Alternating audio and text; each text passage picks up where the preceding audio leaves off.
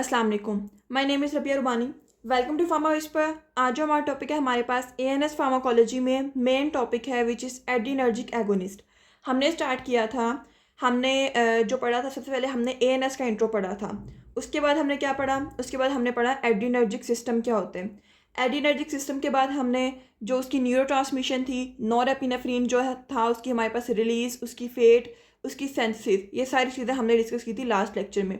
और साथ ही हमने पढ़े थे एड्रीनर्जिक रिसेप्टर्स। आज जो हमारा टॉपिक है मोस्ट इंपॉर्टेंट है, बहुत ज़्यादा क्वेश्चन आता है इसमें से, और मोस्टली ये हमारे जो पूरी फार्माकोलॉजी है उसकी बेस है। इसमें सीवीएस, जीआईटी, यूरिनरी वाली सारी ड्रग्स का थोड़ा थोड़ा इंट्रो है, ठीक है। तो आपने इसको अच्छे से ध्यान से सुनना है। और एक और बात, जितना मटेरियल इधर लिखा हुआ है, जितना मैं आपको बताऊंगी आपने सिर्फ उतना ही करना है, ठीक है। और कुछ ड्रग्स का मैं आपको रेफरेंस भी बताऊंगी, आपने किधर से उनको रीड करना है, आपने सिर्फ उनको उधर से ही रीड करना है, ठीक है। तो ये कंप्लीट लेक्चर होगा पूरी एड्रीनर्जिक एगोनिस्ट का। इसमें हम ये नहीं देखेंगे कि आधी अब पढ़ ली है आधी नेक्स्ट लेक्चर में, नो। हम कंप्लीटली उसको फुली डिस्कस करेंगे। थोड़ा सा ये हमारा स्पीड से लेक्चर होगा।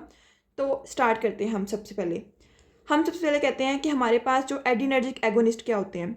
What are the adrenergic agonist. हमने पढ़े थे एगोनिस्ट होते हैं ऐसी कंपाउंड या ऐसी सब्सटेंसेस हमारे पास, या ऐसी ड्रग्स जो हमारे पास क्या करती हैं, जो इफ़ेक्ट को मिमिक करती हैं। मीन के हमारे पास अगर एड्रीनर्जिक एगोनिस्ट है, एड्रीनर्जिक एगोनिस्ट में हम कहते हैं ऐसी ड्रग्स, ऐसी न्यूरोट्रांसमीटर्स या ऐसी हमारे पास कोई भी substance which mimics the effect of nor epinephrine या एपिनेफ्रीन, उसको हम कहते हैं they're called the adrenergic agonist.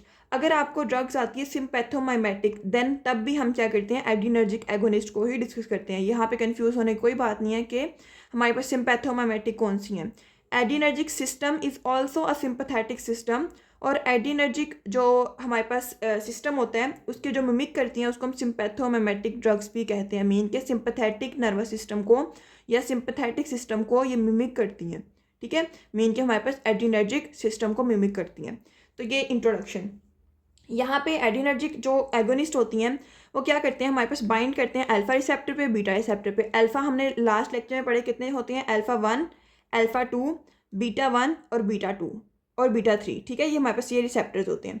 अब मैं आपको ना इसका थोड़ा सा वैसे इंट्रो दे देती हूँ ताकि ये हो कि थोड़ा सा आपको रिव्यू हो जाए जो इस लेक्चर में है। हम अभी ना इसको रिसेप्टर्स को देखते हैं, ठीक है। अच्छा, एक और चीज़, इसमें जो न्यूरोट्रांसमीटर्स होते हैं हमारे पास वो होते हैं नॉर एपिनेफ्रीन और एपिनेफ्रीन, ठीक है। नॉर एपिनेफ्रीन, एपिनेफ्रीन, ये हमारे पास क्या होते हैं, न्यूरोट्रांसमीटर्स। Adrenaline, nor adrenaline. अब हम इसके रिसेप्टर्स के थोड़ा बहुत इंट्रो पढ़ते हैं। यहाँ पे देखें, हमने कहा था ये अल्फ़ा, अल्फ़ा 1, अल्फ़ा 2। अब क्या है, ये थोड़ा सा मैं आपको एक ओवरव्यू दे रही हूँ, ठीक है। जो अल्फ़ा 1 है, अल्फ़ा 1 क्या होता है हमारे पास, यहाँ पे होता है। अल्फ़ा 1 हमारे पास पोस्ट साइनेप्टिक न्यूरॉन पे होता है। ये क्या करते हैं, अब हमारे पास इट इज़ GQ, ठीक है। ये हमारे पास फॉस्फोलाइपेज C को एक्टिवेट करेगा, IP3 डैग को इंक्रीज़ करेगा, कैल्शियम के इन्फ्लिक्स को इंक्रीज़ करेगा, और हमारे पास क्या करता है, कॉन्ट्रैक्शन करता है। अब हमारे पास जो अल्फ़ा 1 रिसेप्टर, अगर आप लोगों को सिग्नल ट्रांसडक्शन पाथवे में याद हो, हमारे पास किधर किधर होते हैं, हमारे पास ब्लड वेसल्स पे होते हैं, हमारे पास यूरिनरी ब्लैडर पे होते हैं, उसके स्मूथ मसल्स पे होते हैं, और हमारे पास प्यूपिल्स में होते हैं, ठीक है। तो ये क्या करते हैं, हमारे पास वेजोकॉन्स्ट्रिक्शन करते हैं ब्लड वेसल्स में, ब्लड प्रेशर को इंक्रीज करते हैं। जब कोई भी वेसल कॉन्स्ट्रिक्ट हो रही है, लाइक इधर हमारे पास क्या है, ये वेसल है, ब्लड वेसल ये कॉन्स्ट्रिक्ट हो रही है, ठीक है, वेजोकॉन्स्ट्रिक्शन हो रही है, तो क्या होगा, इसकी हमारे पास जो इस तरह से कॉन्स्ट्रिक्ट हो रही है, हमारे पास क्या होगा, सिस्टमिक वेस्कुलर रेजिस्टेंस, ये क्या हो जाएगी, हमारे पास इंक्रीज हो जाएगी। ब्लड फ्लो क्या हो जाएगा, हमारे पास कम हो जाएगा, ठीक है। जब ब्लड फ्लो कम होगा तो हमारे पास क्या होगा, BP जो होगा वो हमारे पास क्या करेगा, इंक्रीज हो जाएगा, सॉरी, ठीक है। हमारे पास जो ब्लड प्रेशर होगा वो इंक्रीज हो जाएगा। तो यहाँ पे क्या हुआ, ब्लड प्रेशर इंक्रीज हो गया, पेरिफेरल रेजिस्टेंस मीन के हमारे पास जो हमने पढ़ी थी सिस्टमिक वेस्कुलर रेजिस्टेंस, वो क्या हुई, हमारे पास इंक्रीज हो गई। ये हो गया, समझ आ गई। अब यहाँ पे क्या होता है हमारे पास, यूरिनेशन। अब यूरिनरी जो ब्लैडर है, मीन के इस तरह मैं आपको ड्रॉ करके दिखा देती हूँ, ठीक है। यहाँ पे जो इसके स्फिंक्टर होते हैं, वहाँ पे क्या होता है, हमारे पास स्मूथ मसल होता है, स्मूथ मसल। तो ये क्या करता है, उसको कंस्ट्रिक्ट कराता है, ठीक है। उसको कंस्ट्रिक्ट कराता है तो क्या होता है, हमारे पास यूरिनेशन नहीं होती। जब यूरिनेशन नहीं होगी तो हमारे पास क्या होगा, इनहिबिट यूरिनेशन, या हमारे पास क्या हो जाता है कि हमारे पास inhibit the urgency of urination, mean के हमारे पास हम यूरिन रिलीज नहीं होता, ठीक है। देन एक और जगह हमारे पास प्यूपिल्स, प्यूपिल्स में हमारे पास क्या होता है, ये पाया जाता है। प्यूपिल्स के जो डायलेटर मसल्स होते हैं इधर, ठीक है, इस तरह के ये जो मसल्स होते हैं they are the dilator muscles of pupil. इनको क्या करता है, ये हमारे पास प्यूपिल्स को डायलेट कराता है, ठीक है, प्यूपिल्स को डायलेट, ये इसका मेन फंक्शन हो जाता है अल्फा 1 का। अब अल्फा 2 पे आते हैं। अल्फा 2 क्या करते हैं, ये हमारे पास क्या होता है, ये एक्टिवेट करते हैं, ये इनहिबिटरी है, ये एक बात याद रखनी है आपने, अल्फा 2 इट इज़ इनहिबिटरी, पहले ही मैंने बताया था। एडेनाइल साइक्लेज को एक्टिवेट करते हैं, CMP के अमाउंट को क्या करता है, इनहिबिट कर देता है, मीन के डिक्रीज करता है। यहाँ पे क्या होता है, ये हमारे पास नॉरएपिनेफ्रिन की रिलीज को इनहिबिट करते हैं, एसिटाइलकोलिन की रिलीज को इनहिबिट कर देते हैं, और हमारे पास इंसुलिन की रिलीज को भी इनहिबिट कर देते हैं। मीन के हमारे पास क्या करते हैं, ये इंसुलिन की रिलीज इनहिबिट होगी तो ऑब्वियस ही बात है ग्लूकोज का लेवल क्या हो जाएगा, हमारे पास इंक्रीज हो जाएगा, क्योंकि ग्लूकोज को कंट्रोल करने के लिए इंसुलिन है ही नहीं। ये समझ आ गई है। हमने अल्फा 1 अल्फा 2 रिसेप्टर्स थोड़े से पढ़ लिए हैं, डिटेल में नहीं पढ़े बट टू द पॉइंट पढ़ लिए। Next beta 1 beta 2 and beta 3, ये एक ओवरव्यू है, जल्दी देखते हैं इसको। अच्छा, यहाँ पे हमारे पास क्या होता है, जो बीटा 1 होते हैं, बीटा 1 जो रिसेप्टर्स होते हैं ये हमारे पास किधर होते हैं, नोडल सिस्टम पे होते हैं, हमारे पास किडनी में होते हैं। नोडल सिस्टम में क्या करते हैं, nodal system mean SA node, AV node, परकिंजी fibres, left and right जो हमारे पास बंडल ब्रांचेज होती हैं, और बंडल ऑफ हिस, इन सब पे क्या करते हैं, इनकी कॉन्ट्रैक्टिलिटी को इंक्रीज कर देता है। जब कॉन्ट्रैक्टिलिटी इंक्रीज होती है तो हमारे पास हार्ट रेट इंक्रीज होता है, हमारे पास स्ट्रोक वॉल्यूम इंक्रीज होता है, देन हमारे पास क्या होता है, कार्डियक आउटपुट इंक्रीज होती है, ठीक है। तो ये हमारे पास क्या करता है, मायोकार्डियल कॉन्ट्रैक्टिलिटी को भी इंक्रीज करता है। तो ये हमारे पास हो गया वेसल्स वाला या नोडल सिस्टम वाला इफेक्ट। अब हम देखते हैं हमारे पास बीटा 1 क्या करता है, किडनी पे इफेक्ट करते हैं, ठीक है, ये हमारे पास किडनी में प्रेजेंट होते हैं। ये हमारे पास किडनी में क्या करते हैं, जब इसके साथ न्यूरोट्रांसमीटर बाइंड करता है, कि हमारे पास कोई भी ड्रग बाइंड करती है तो क्या होता है, हमारे पास रेनिन की रिलीज को इंक्रीज कर देते हैं, जिसकी वजह से क्या होता है, BP भी इंक्रीज हो जाता है। रेनिन की रिलीज इंक्रीज हुई, BP भी इंक्रीज हो गया, हमारे पास जो RAS सिस्टम होता है BP के रेगुलेशन का वो भी एक्टिवेट हो जाता है, और यहाँ पे लिपोलाइसिस भी इंक्रीज हो जाती है, मीन की लिपिड्स की जो ब्रेकडाउन होती है वो भी इंक्रीज हो जाती है। अब B2 जो हमारे पास होता है बीटा 2, ठीक है, ये क्या करता है, हमारे पास ब्रोंकियोल्स पे होता है, लिवर में होता है, यूट्रस में होता है, पैंक्रियाटिक अल्फा सेल्स में होता है, ब्लड वेसल्स में होता है। ब्लड वेसल्स में क्या करता है, हमारे पास वेसोडाइलेशन करता है। यूट्रस में क्या करता है, इनहिबिट करता है कॉन्ट्रैक्शंस को, ठीक है, मीन के हमारे पास प्री मेच्योर बर्थ को प्रिवेंट करता है। लिवर में क्या करता है, ग्लूकागोन जो है उसकी रिलीज को इंक्रीज कर देता है, जिसकी वजह से क्या होता है, हमारे पास ग्लूकोज का लेवल बहुत ज़्यादा हाई हो जाता है।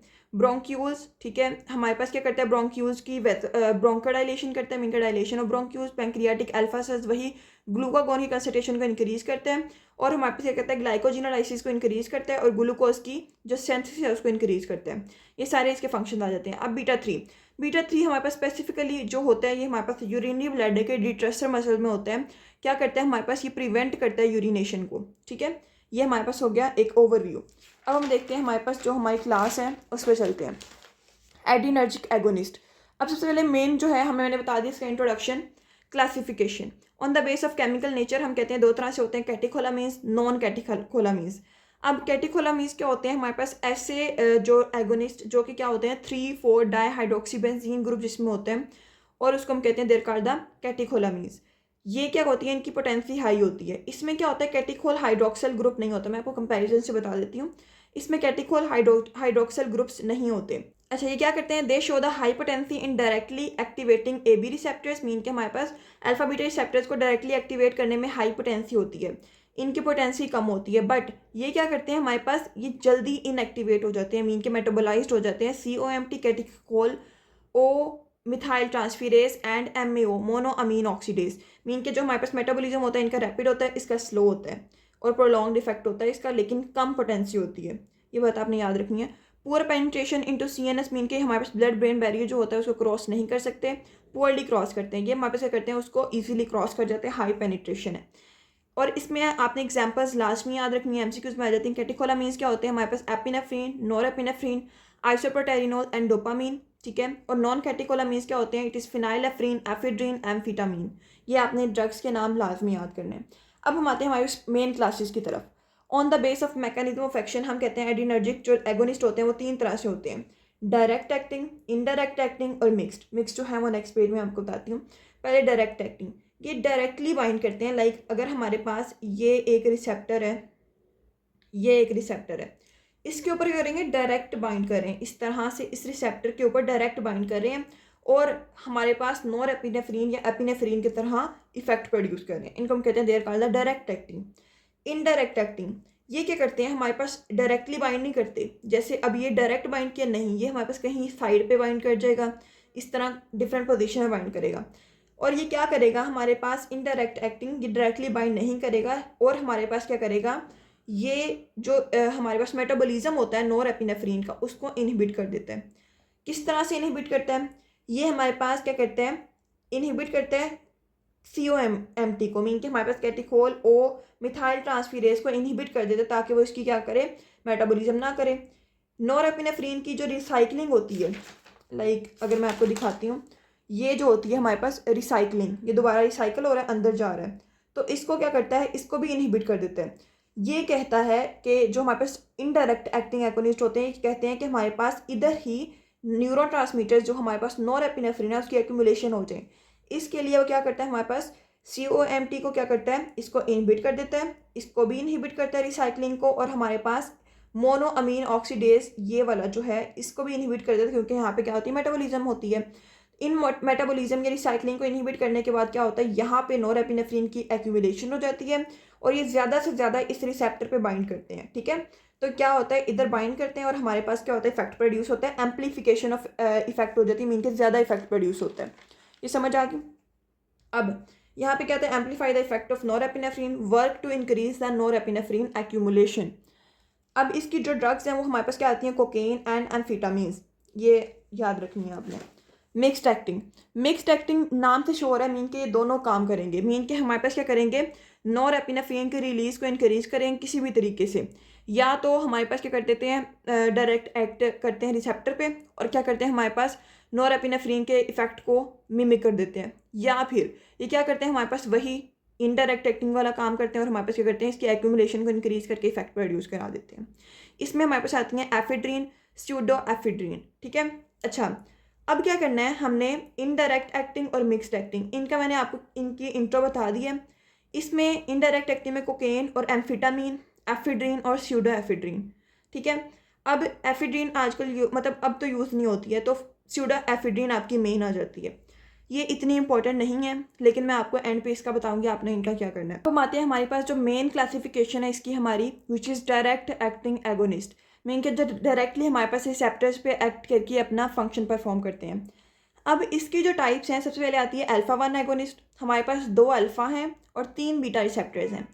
Alpha 1 agonist, alpha 2 agonist, alpha 1 plus alpha 2 agonist, beta 1 agonist, beta 2 agonist, beta 3 agonist, beta 1, beta 2 और फिर कंबाइनली अल्फा और बीटा एगोनिस्ट।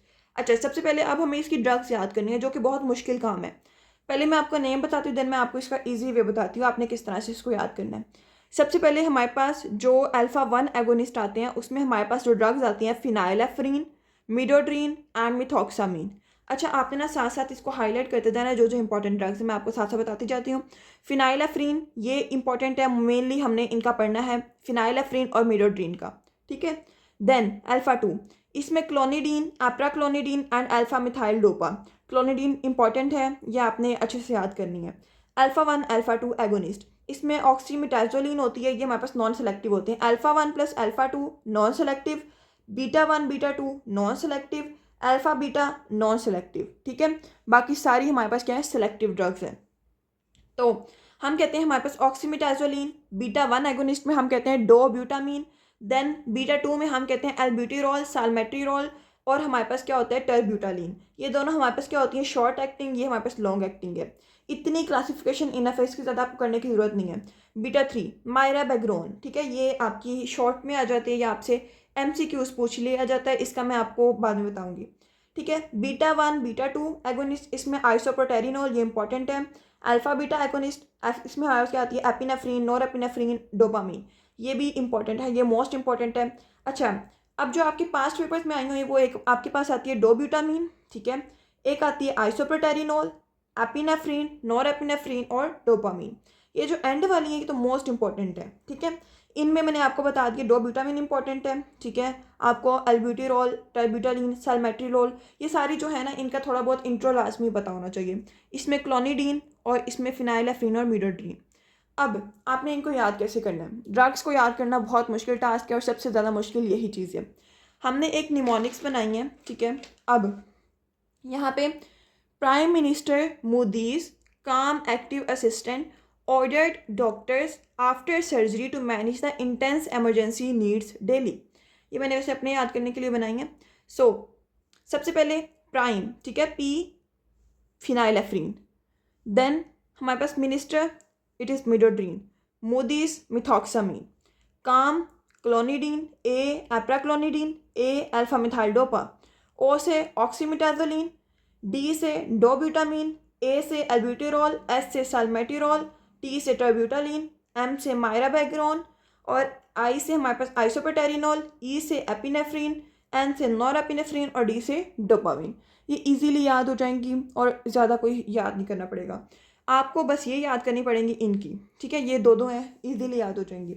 अच्छा, अब आपने ये याद रखना है अल्फ़ा 1 में 3 है, अल्फ़ा 2 में 3 है, अल्फ़ा 1 + 2 इसमें 1 है। इस तरह की चीज़ें आपको खुद याद करनी पड़ेंगी। सो ये हमारे पास होगी क्लासिफिकेशन। अब हम मूव करते हैं, हमारे पास जो मेन लेक्चर स्टार्ट हो रहा है मीन के हमारे पास। अब हम क्या करेंगे, हम क्लासेस को डिस्कस करेंगे। अल्फ़ा 1, अल्फ़ा 2, अल्फ़ा ये वाली, then beta 1, beta 2, beta 3, beta 1, beta 2, alpha beta.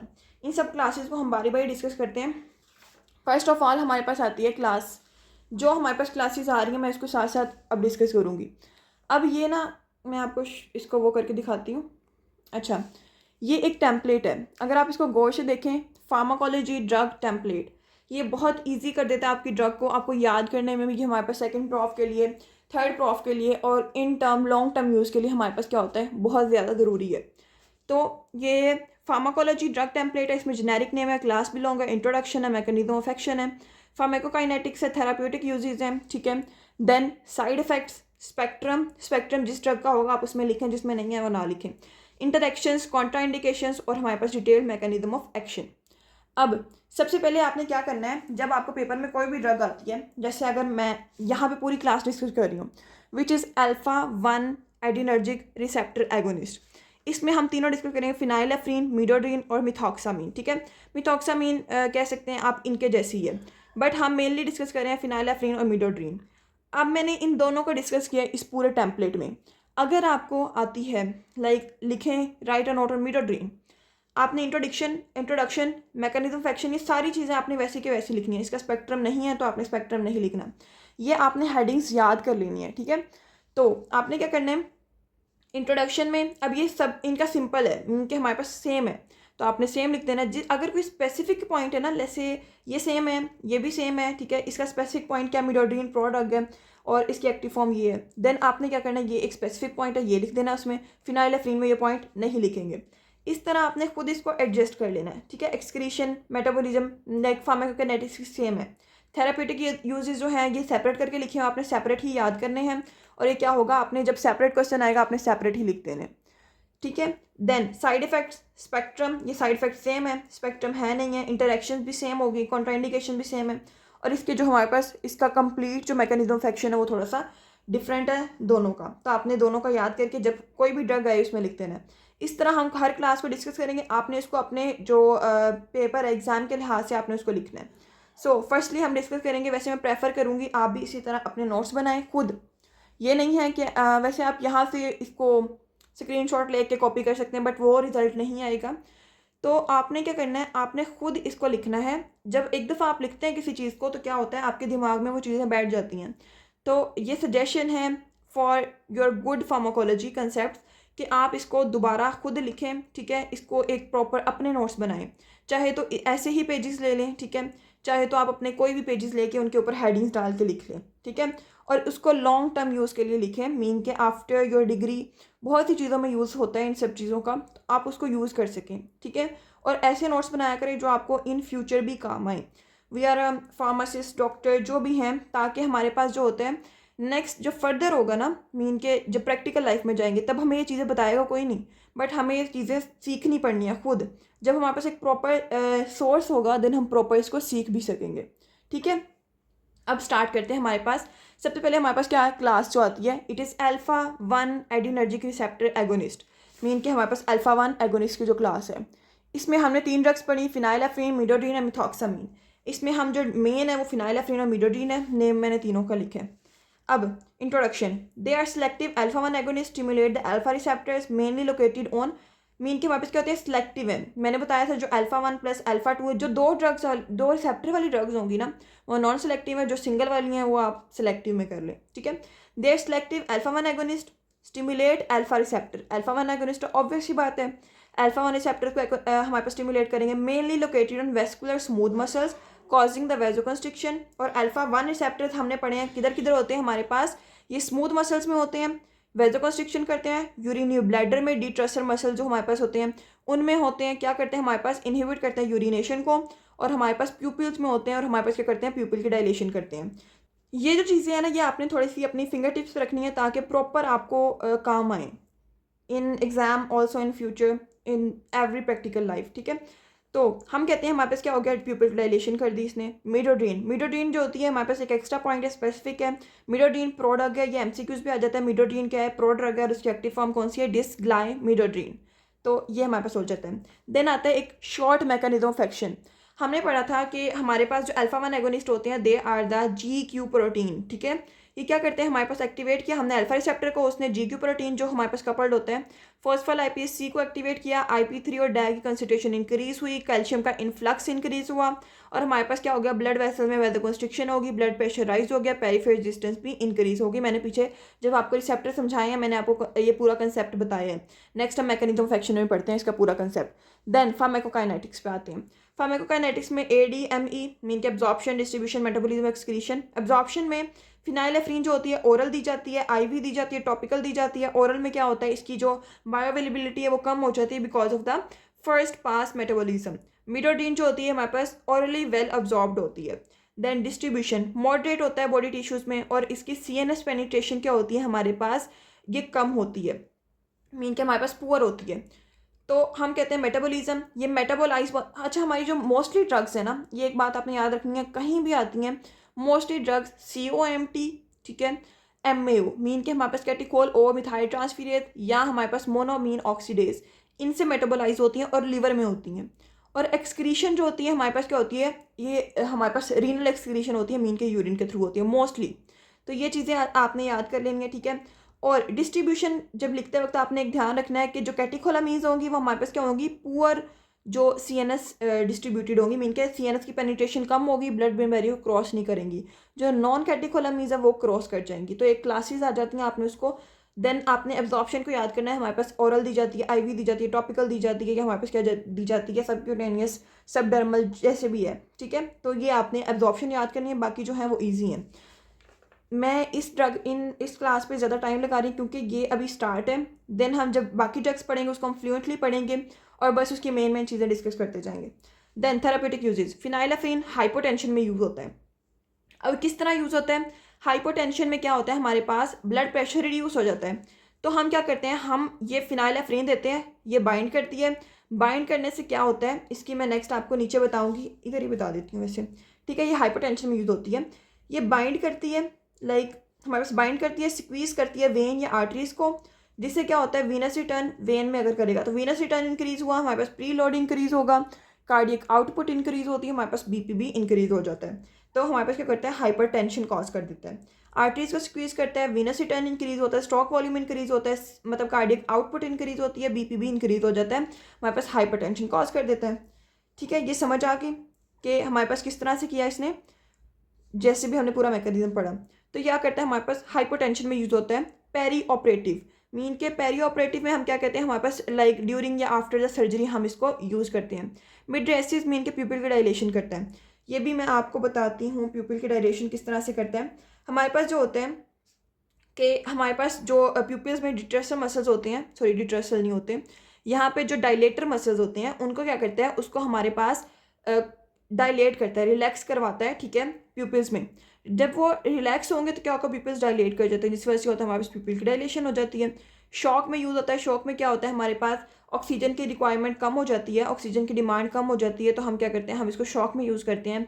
Nasal decongestant mean के हमारे पास क्या होता है, जो नोज़ में एक होता है ना, कोल्ड फ्लू में हमारा एक स्टिफ सा हो जाता है नोज़, इसमें क्या होती है, हमारे पास जो टिश्यू स्टिफ हो जाते हैं, हमारे पास जो स्वेलिंग हो जाती है, उन सब चीज़ों को रिलीव करने के लिए हमारे पास फिनाइलेफ्रिन यूज़ होता है। Midodrine it is use for the orthostatic hypotension.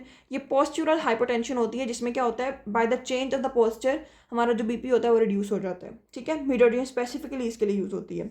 अब साइड इफेक्ट्स क्या होते हैं, जब हमारे पास साइड इफेक्ट्स में हम आते हैं हाइपोटेंशन, मतलब हमने क्या किया, हमने हाइपोटेंशन में दिया, उसने रिजल्ट क्या कॉज किया, हाइपरटेंशन। जब हमारे पास रिजल्ट हाइपरटेंशन का कॉज हुआ तो क्या हुआ, हमारे पास साइड इफेक्ट में हम कहते हैं हाइपरटेंशन हो गया, यूरिनरी रिटेंशन होगी, मीन कि हमने पढ़ा था जो ब्लैडर में क्या होता है, हमारे पास ऑब्स्ट्रक्शन कॉज करता है, मीन कि हमारे पास यूरिनेशन को इनहिबिट करते हैं, जिसकी वजह से क्या होता है, यूरिनरी रिटेंशन हो जाती है। अच्छा, अब मेन जो इंपॉर्टेंट चीज़ है वो ये है कि हमारे पास इसमें रिफ्लेक्स ब्रेडिकार्डिया होता है, ये मैं आपको समझाती हूँ। और रिबाउंड कंजेशन होती है, मीन कि जब हम इसको छोड़ते हैं ना इन ड्रग्स को, तो क्या होता है, हमारे पास जो डीकंजेस्टेंट होती हैं ये दोबारा हमारे पास क्या हो जाता है, जो नोज होता है वो दोबारा से स्टिफ हो जाता है, उसके टिश्यूज़ वगैरह, और हमारे पास क्या हो जाता है, म्यूकस जमा हो जाता है। तो अब रिफ्लेक्स ब्रेडिकार्डिया क्या है, अब हमारे पास रिफ्लेक्स ब्रेडिकार्डिया में हम कहते हैं हमारे पास हार्ट रेट डिक्रीज हो जाता है। जब हमारे पास इधर हमने क्या किया, हाइपोटेंशन में यूज़ की, जिसकी वजह से क्या हुआ, हमारे पास बीपी इंक्रीज़ किया हमने, बीपी इंक्रीज़ हुआ, बैरोरिसेप्टर्स को हमने क्या किया, एक्टिवेट किया, जो कि सीएनएस को स्टिमुलेट करते हैं। वो नेक्स्ट हमारे पास वेगस नर्व को स्टिमुलेट करती है, और एसिटाइल खोलीन जो होती है, एसए नोड या एवी नोड, उसके रिलीज़ को क्या करता है, इंक्रीज़ कर देता है, जिसकी वजह से क्या होता है, हार्ट रेट रिड्यूस हो जाता है। ठीक है, जब हार्ट रेट रिड्यूस हो जाएगा तो हम कहते हैं दिस इज रिफ्लेक्स ब्रेडिकार्डिया। तो हम कहते हैं हमारे पास इसका मेन इंपॉर्टेंट साइड इफेक्ट जो है हमारे पास रिफ्लेक्स ब्रेडिकार्डिया। ठीक है, तो अच्छा, एक और चीज़, हम जो भी ड्रग हाइपोटेंशन के लिए यूज़ कर रहे हैं ना, उसमें आपने इसके साइड इफेक्ट में लिखते हैं ना कि हमारे पास क्या है, रिफ्लेक्स ब्रेडिकार्डिया, जो भी चीज़ हम हाइपोटेंशन के लिए यूज़ कर रहे हैं। नेक्स्ट, इंटरेक्शन, मीन कि अगर हम इसको किसी भी ड्रग के साथ देते हैं तो क्या होता है, इंटरेक्शन क्या होता है, अल्फा 1 ब्लॉकर्स के साथ एंटागोनाइज इफेक्ट, ऑब्वियसली बात है, ब्लॉकर्स हैं तो हमारे पास एंटागोनाइज इफेक्ट हो जाएगा, मीन रिवर्स हो जाएगा। इनहेंसर्स के साथ देंगे तो वो इंक्रीज कर देगा। अब कॉन्ट्राइंडिकेशन, कॉन्ट्राइंडिकेशंस क्या होते हैं, हमारे पास ऐसी कंडीशन होती हैं जिसमें हम ये ड्रग दे ही नहीं सकते, almost same like that of side effects ही होता है, मीन कि जब हमारे पास साइड इफेक्ट होंगे तो उसी कंडीशन में हम नहीं दे सकते ना। अगर पेशेंट है उसको स्वेयर हाइपरटेंशन है, हम नहीं दे सकते। अगर पेशेंट है उसको इस्कीमिक हार्ट डिजीज़ है, मीन कि उसका ब्लड फ्लो ऑलरेडी कम है, ऑक्सीजन की डिमांड ऑलरेडी कम है, जब हम देंगे तो क्या होगा, और ऑक्सीजन मतलब कम हो जाएगी, तो क्या होता है, हम क्या करते हैं, इसको नहीं देते बहुत ज़्यादा इस्कीमिक हार्ट डिजीज़ में। Then peripheral vascular resistance, mean के जब वैस्कुलर रेजिस्टेंस बहुत कम है, मीन के रेजिस्टेंस कम नहीं है सॉरी, जब ऑलरेडी जो वेसल्स हैं वो ब्लॉक्ड हैं, मीन अगर मैं आपको दिखाऊं, पेरिफेरल वैस्कुलर डिजीज़ में क्या होता है, हमारे पास जो वेसल्स होती हैं वो ऑलरेडी हमारे पास क्या हो जाती हैं, उनका ल्यूमेन जो होता है वो शॉर्ट हो जाता है ड्यू टू सम प्लाक या डिफरेंट कंडीशन। जब हम और ये ड्रग देते हैं वो क्या करते हैं, उसको स्क्वीज़ कर देते हैं, मीन के हमारे पास और छोटी कर देते हैं, जिसकी वजह से क्या होता है, हमारे पास हम स्वेयर इसके रिजल्ट्स या साइड इफेक्ट्स देख लेते हैं, इसलिए कॉन्ट्राइंडिकेशन में आ जाता है। डिटेल्ड मैकेनिज्म ऑफ एक्शन, अच्छा जनरल जो है ये अल्फा रिसेप्टर्स पे एक्ट करते हैं, स्टिमुलेट करते हैं, आर्टरीज और वेन्स जो होती हैं स्क्वीज करते हैं, जिसकी वजह से क्या होता है, सिस्टमिक वैस्कुलर रेजिस्टेंस जो होती है वो ज़्यादा हो जाती है। जब रेजिस्टेंस ज़्यादा होगी तो हमारे पास क्या होगा, ऑब्वियस सी बात है, जब रेजिस्टेंस ज़्यादा हो गई है, ठीक है, हमने स्क्वीज किया, रेजिस्टेंस ज़्यादा हो गई है, ब्लड जो होगा वो कम पास करेगा, ब्लड फ्लो डिक्रीज, और ब्लड ज़्यादा प्रेशर से पास करेगा तो हम कहते हैं हमारे पास ब्लड प्रेशर इंक्रीज। तो ये हमारे पास ओवरऑल पाथवे। अब हमने वेन को स्क्वीज किया तो क्या होता है, हमारे पास वीनस रिटर्न इंक्रीज हो जाता है, प्री लोड इंक्रीज हो जाता है, कार्डियक आउटपुट इंक्रीज हो जाती है, हमारे पास बीपी भी इंक्रीज हो जाता है, आर्टरीज वही जो मैंने आपको ऑलरेडी बताया। अब stimulate alpha receptor on blood vessels of nasal mucosa, अब जो म्यूकोजल लाइनिंग्स है उसमें हमने क्या ले लिया है कि रिसेप्टर्स, अब हमने इसको स्टिमुलेट किया, वेजो कॉन्स्ट्रिक्शन हुई नेजल म्यूकोजा में, जिसकी वजह से क्या वो कॉन्स्ट्रिक्ट की, ब्लड फ्लो कम हो गया, ब्लड फ्लो कम हुआ तो हमारे पास क्या हो गया, नोज की ब्लीडिंग, या हमारे पास क्या कर देते हैं, उसको इनहिबिट कर देता है, मीन के एपिस्टेक्सिस जो कंडीशन होती है जिसमें हमारे पास नोज ब्लीड करता है वो रिड्यूस हो जाता है।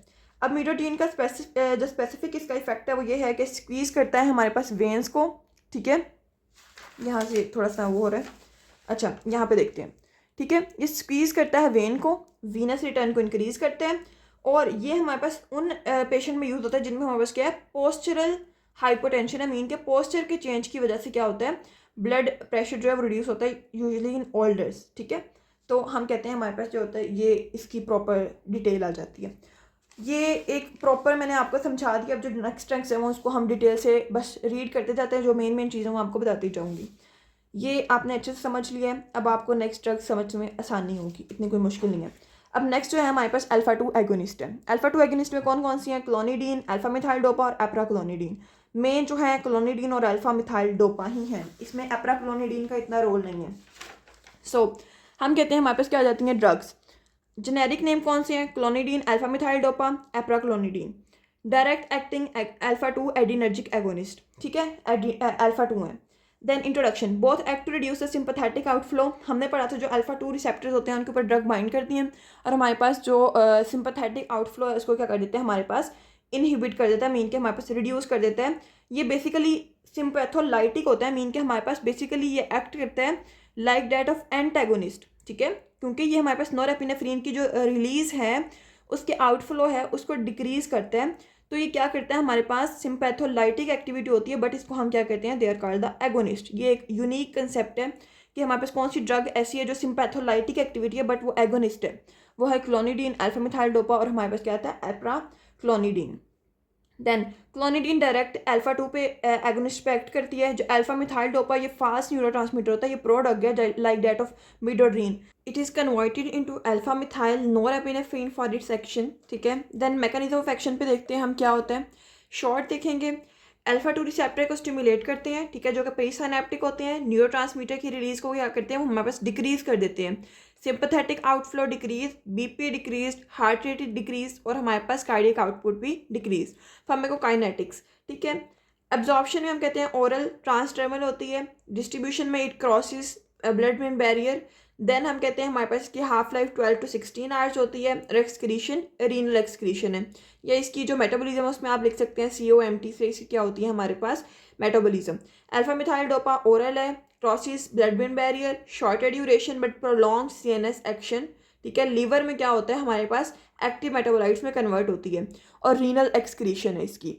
देन इसकी थेरेप्यूटिक यूजेस, सबसे पहले हम क्या करते हैं, क्लोनिडीन को यूज़ करते हैं इन द हाइपरटेंशन, ठीक है। इसका मैकेनिज्म मैं आपको बताती हूँ किस तरह ये हमारे पास क्या करते हैं, हाइपरटेंशन में यूज़ होता है और हाइपोटेंशन कॉज करते हैं, ठीक है। Hypertension, opioid withdrawal. अच्छा, ये यहाँ पे एक चीज़ समझने वाली है, ओपियोइड विड्रॉल। जब कोई भी पेशेंट तो नहीं हम कह सकते उसको, एडिक्ट, ठीक है, नारकोटिक, वो क्या करता है, वो हमारे पास डिफरेंट ड्रग्स लेता है। जैसे हमारे पास क्या लेता है, वो बेंजोडाइज़ेपिन्स, अल्कोहल कंजम्पशन करते हैं, तो क्या होता है उसको एक आदत लग जाती है।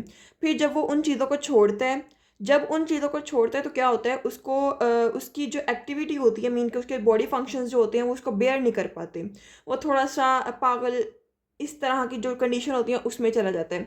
उस कंडीशन में क्या होता है, हम क्लोनिडीन देते हैं जो कि हमारे पास उसको एक नॉर्मल स्टेट में लेके आता है, ठीक है। तो ये ओपियोइड विड्रॉल में यूज़ होता है। ADHD, ये मीन के attention deficient hyper active syndrome, एक सिंड्रोम होती है या डिसऑर्डर लिखा हुआ है यहाँ पे, ठीक है। हमारे पास एक डिसऑर्डर होता है जिसमें क्या होता है, जो पर्सन है वो हमारे पास क्या होता है, बहुत सुस्त होता है, ठीक है। एक हाइपर एक्टिव नहीं होता, वो क्या होता है, एक सुस्त होता है या कुछ ज़्यादा ही एक्टिव हो जाता है। इसमें क्या होता है, हाइपर एक्टिव पेशेंट है बट वो क्या है, उसके अंदर अटेंशन पूरी नहीं है, मीन के वो अटेंशन डेफिशिएंट है। उस डिसऑर्डर में हम कहते हैं क्लोनिडीन देते हैं। वो क्या करता है हमारे पास, वो उस पर्सन को हाइपर एक्टिव से नॉर्मल में लेके आता है और उसके फोकस को इम्प्रूव करता है, ठीक है। तो हम कहते हैं मेनोपॉजल फ्लशिंग, मीन के हमारे पास जो मेनोपॉजल फ्लशिंग होती है, जो एस्ट्रोजन के लेवल कम होता है ना बाज़ वीमेन में, ठीक है। जब एस्ट्रोजन का लेवल कम होता है तो क्या होता है, हमारे पास पूरी बॉडी में हीट की सेंसेशन हो जाती है, स्वेट प्रोड्यूस होना स्टार्ट हो जाता है, उसको हम कहते हैं दिस इज नोन है मेनोपॉजल फ्लशिंग। ये इसमें भी हमारे पास क्या होता है, यूज़ होता है clonidine. Alpha methyl dopa, it is specifically used in pregnancy for the hypertension treatment. सिर्फ प्रेगनेंसी में यूज़ होता है, ये आपने बात याद रखनी है। Alpha methyl dopa specifically pregnancy में यूज़ हो रहा है। देन इसके साइड इफ़ेक्ट्स क्या हैं। साइड इफ़ेक्ट्स में हम कहते हैं हमारे पास क्या होता है कि जो इसके साइड इफ़ेक्ट्स होते हैं वो हम कहते हैं कि हमारे पास जो होती है सिडेशन हो जाती है क्लोनिडीन में, ठीक है। ये जो हमारे पास कॉमन साइड इफ़ेक्ट्स आते हैं, सिडेशन मीन के हमारे पास जैसे सिडेशन होती है, हम लिथार्जिक कंडीशन में चले जाते हैं। जीरोस्टोमिया, ड्राई माउथ हो जाता है। ब्रेडिकार्डिया मीन के हार्ट रेट रिड्यूस हो जाता है। क्लोनिडीन का जो स्पेसिफिक है वो रिबाउंड हाइपरटेंशन, मीन के अगर हम सडनली छोड़ेंगे क्लोनिडीन को तो हम क्या होता है, हमारे पास जो होता है रिबाउंड हाइपरटेंशन हो जाता है, मीन के हमारे पास क्या हो जाता है, जो हाइपरटेंशन है वो दोबारा से स्टार्ट हो जाता है। अल्फा मिथाइल डोपा, इससे क्या होता है हमारे पास हीमोलिटिक एनीमिया हो जाता है, हाइप्रोलैक्टिनीमिया, मीन के हमारे पास प्रोलैक्टिन के लेवल जो होता है वो बहुत ज़्यादा इंक्रीज हो जाता है। इंटरेक्शंस के हैं, इसका स्पेक्ट्रम नहीं करेंगे। इंटरेक्शंस सीएनएस डिप्रेशन के साथ क्या करता है, अपनी सेडेशन इंक्रीज कर देता है। एंटी हाइपरटेंसिव जो होते हैं उनके साथ क्या करते हैं, सिवियर हाइपोटेंशन कॉज कर देते हैं। ट्राईसाइक्लिक एंटी डिप्रेसेंट जो होते हैं उनके साथ क्या होता है, इसकी हाइपरटेंसिव एंटी हाइपरटेंसिव एक्टिविटी क्या होती है हमारे पास, रिड्यूस हो जाती है। क्लोनिडीन कॉन्ट्राइंडिकेशंस मीन के हमारे पास हम इसको स्वेयर ब्रेडिकार्डिया में नहीं दे सकते, क्योंकि ये ऑलरेडी हमारे पास क्या कर देगा, इसके बहुत ज़्यादा जो होता है वो रेट हमारे पास क्या हो जाता है, हार्ट रेट का कम हो जाता है। ठीक है, तो उसमें हम क्लोनिडीन यूज़ नहीं करते बिकॉज ये हमारे पास सिडेशन भी कॉज करते हैं। देन हम कहते हैं हमारे पास डिप्रेशन कॉज करता है। डिप्रेशन जब कंडीशन होती है एक पर्सन में, उसमें भी हम नहीं दे सकते because it causes the sedation या लिथार्जी। देन लिवर डिजीज वाले पेशेंट को अल्फा मिथाइल डोपा नहीं दे सकते, या ऐसा पर्सन जिसकी हिस्ट्री में हीमोलिटिक एनीमिया ऑलरेडी है, देन हम उसको हम नहीं दे सकते। अब इसका हम करते हैं डिटेल्ड मैकेनिज्म में आपने थोड़ा सा ध्यान से देखना है। ये हमारे पास ब्रेन स्टेम पे एक्ट करती हैं, ये सबका मैकेनिज्म है दोनों का। ठीक है, ब्रेन स्टेम पे एक्ट करती हैं। Sympathetic outflow from the CNS, mean के हमारे पास सिंपैथेटिक जो आउटफ्लो होता है उसको क्या करते हैं, डिक्रीज कर देते हैं। नॉरएपिनेफ्रिन की रिलीज को डिक्रीज कर दिया। अब इसके इफेक्ट्स हार्ट पे क्या होगा, हार्ट पे हमारे पास इसके हार्ट रेट को डिक्रीज करेंगे, कॉन्ट्रैक्टिलिटी को डिक्रीज करेंगे, कार्डियक आउटपुट को डिक्रीज कर देंगे। ब्लड वेसल्स पे हमारे पास जो इसकी होगी वेस्कुलर रेजिस्टेंस, ठीक है, उसको क्या करेंगे हमारे पास उसको रिड्यूस कर देंगे। ठीक है, जब वेस्कुलर रेजिस्टेंस रिड्यूस होगी तो हमारे पास क्या होगा, जब क्योंकि ब्रोंकोडाइलेशन होगी, सॉरी वेजोडाइलेशन होगी, वेजोडाइलेशन में क्या होगा हमारे पास, वो इस तरह से हो जाएंगे। तो जब खुले हो जाएंगे तो क्या होगा, एसवीआर डिक्रीज हो जाएगा, रेजिस्टेंस कम हो जाएगी, ब्लड फ्लो ज़्यादा हो जाएगा, पीपी क्या हो जाएगा, कम हो जाएगा, और कार्डियक आउटपुट भी कम हो जाएगी। तो इसमें हम करते हैं वेजोडाइलेशन होती है। लंग्स में क्या होता है हमारे पास, माइल्डली लंग्स पे एक्ट करते हैं और हमारे पास उसकी रेस्पिरेटरी डिप्रेशन या रेट को हमारे पास क्या करते हैं, डिक्रीज कर देते हैं हल्का सा हाई डोजेस में। अगर हम हाई डोज देंगे तो हमारे पास लंग्स पे एक्ट करके ये काम करता है। सीएनएस में क्या करता है, इसके इफेक्ट्स क्या होते हैं, सिडेशन या लिथार्जी, ये हमारे पास सीएनएस में होता है। लाइक सुस्ती वगैरह हमारे पास हो जाती है, काहली, वो बंदा सही से प्रॉपर काम नहीं करता। ठीक है, ये हमारे पास हो गया हमारे पास alpha 2 agonist, adrenergic alpha 2 agonist, direct acting. Next हम मूव करते हैं हमारे पास किस पे, अल्फा 2 हो गए, अल्फा 1 प्लस अल्फा 2 पे। ठीक है, इसको हम देखते हैं, दे आर नॉन सेलेक्टिव। इसमें हमारे पास एक कॉमन एग्जांपल आती है विच इज ऑक्सीमेटाजोलिन। ठीक है, तो हम कहते हैं कि हमारे पास क्या हो गया, ऑक्सीमेटाजोलिन आ गया, टॉपिकली यूज सिंपैथोमिमेटिक ड्रग है, मीन पता है हमें कि क्या है, हमारे पास एड्रीनर्जिक एगोनिस्ट है, commonly use as nasal decongestant. Main काम इसका क्या है, नेजल डीकंजेस्टेंट है, मीन के हमारे पास जो stiffness of muscles in the nose या उसकी ब्लीडिंग या सिक्रीशन जो होती है, म्यूकोजल सिक्रीशन वगैरह, उनको क्या करती है हमारे पास, इनहिबिट करती है। लॉन्ग एक्टिंग होती है as compare to other decongestants, mean के बाकी डीकंजेस्टेंट्स की निस्बत क्या होती है, हमारे पास लॉन्ग एक्टिंग है।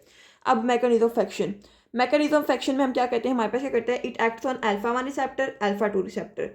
अच्छा, इसका जो मेन काम है वो हमारे पास नेजल जो नेजल पाथवे है उस पर ही आता है, बट ये हमारे पास क्या करता है, जो वेजोडाइलेशन या वेजोकॉन्स्ट्रिक्शन है ना, उनमें भी हमारे पास क्या होता है, इसका रोल होता है मीन के ब्लड वेसल्स पे। देखेंगे ब्लड वेसल्स पे हमारे पास अल्फा 1 रिसेप्टर भी होते हैं, अल्फा 2 भी होते हैं, तो दोनों क्या करते हैं हमारे पास, वेजोकॉन्स्ट्रिक्शन करते हैं, मीन के हमारे पास ब्लड वेसल्स की कॉन्स्ट्रिक्शन होगी। जब हमारे पास ब्लड वेसल्स कॉन्स्ट्रिक्ट कर जाएंगी, ठीक है, हमारे पास ब्लड वेसल्स कॉन्स्ट्रिक्ट कर दी, हमारे पास रेजिस्टेंस इंक्रीज होगी, ब्लड फ्लो कम हो गया, बीपी भी इंक्रीज कर जाएगा। ठीक है, ये वैसे इतना इफेक्ट नहीं होता इनका, बट एक कंसेप्ट के लिहाज से ज़रूरी है। तो मेन इसका क्या होता है, हमारे पास जो ये नेजल म्यूकोजा होती है उसकी आर्ट्रियोल्स को कंस्ट्रिक्ट करता है, जब वो कंस्ट्रिक्ट होंगी उनमें भी ब्लड फ्लो कम हो जाएगा।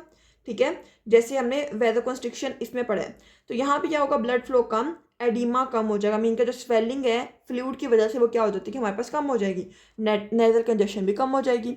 Then pharmacokinetics, absorption topical route है, poor systemic absorption, long acting, और distribution localized to nasal mucosa, mean के हमारे पास लोकलाइज्ड होते हैं। हिपैटिक मेटाबॉलिज्म और renal excretion through urine. Then therapeutic uses, mainly जो हमारे पास आते हैं वो नेजल डीकंजेशन है, कॉमन कोल्ड या एलर्जीज में यूज़ करते हैं, फ्लू में यूज़ करते हैं हम इसको। ऑफ्थैल्मिक यूज़ होता है for the relief of redness. Then side effects, अब जब हम इसको यूज़ करते हैं साइड इफेक्ट्स क्या आते हैं, हमारे पास जो नेजल म्यूकोसा है वो बहुत ज़्यादा ड्राई हो जाता है, सेंसेशन ऑफ बर्निंग मीन के इरिटेशन होना स्टार्ट हो जाती है, और जब हम इसको छोड़ते हैं ना सडनली तो क्या होता है, रिबाउंड कंजेशन मीन के दोबारा से हमारे पास क्या हो जाती है, रिकंजेशन, इसकी मीन के हमारे पास कंजेशन दोबारा से हो जाती है। अच्छा, एक और आता है रिफ्लेक्स ब्रेडिकार्डिया। मैंने आपको जो फिनाइलेफ्रीन है उसमें बताया था व्हाट इज़ रिफ्लेक्स ब्रेडिकार्डिया। और जब हमारे पास वेजोकंस्ट्रिक्शन हो रही है, ठीक है, जब मैंने कहा था जिस ड्रग में बीपी ज़्यादा हो रहा है, ठीक है, वेजोकंस्ट्रिक्शन में ऑब्वियस ही बात है हमारे पास बीपी इंक्रीज होगा, तो उसका हम साइड इफेक्ट लिख देंगे रिफ्लेक्स ब्रेडिकार्डिया।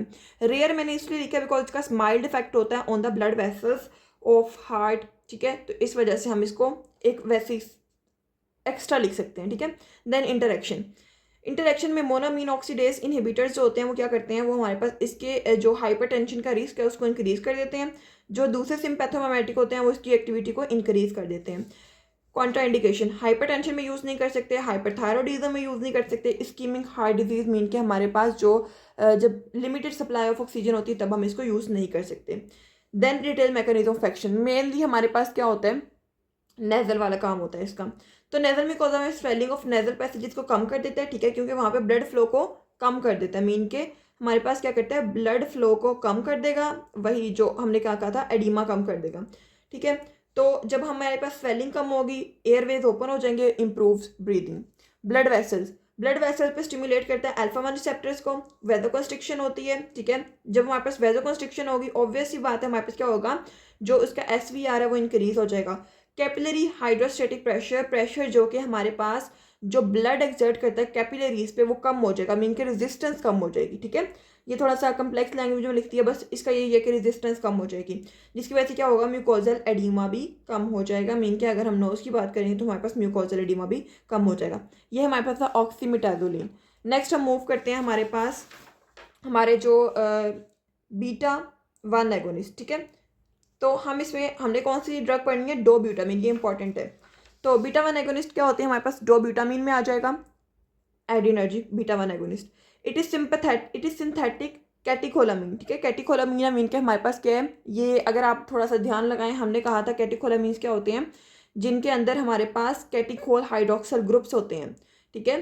तो वो क्या करते हैं, हमारे पास उसकी पुअर पेनिट्रेशन होती है इनटू CNS, वो सारी चीज़ें। Then it acts on beta 1 receptor of heart के बीटा वन रिसेप्टर किधर होते हैं, हमारे पास हार्ट में होते हैं। ये हार्ट के बीटा 1 रिसेप्टर पे एक्ट करते हैं, minimal effect on heart as compare to other beta agonist. जो बाकी बीटा एगोनिस्ट होते हैं उनके कंपैरेटिवली कम इफेक्ट होता है इसका। मैकेनिज्म, स्टिमुलेट करता है बीटा रिसेप्टर्स को मायोकार्डियम में, एक्टिवेट करता है GS। अगर आप थोड़ा गौर करें तो हमने कहा था B1 क्या होता है, इट इज़ GS, ठीक है। तो क्या करेगा, एडिनाइल साइक्लेज CMP की जो हमारे पास कंसंट्रेशन है उसको इंक्रीज करेगा, कैल्शियम के इन्फ्लक्स को इंक्रीज करेगा, कॉन्ट्रैक्टिलिटी भी हमारे पास क्या हो जाएगी, इंक्रीज हो जाएगी।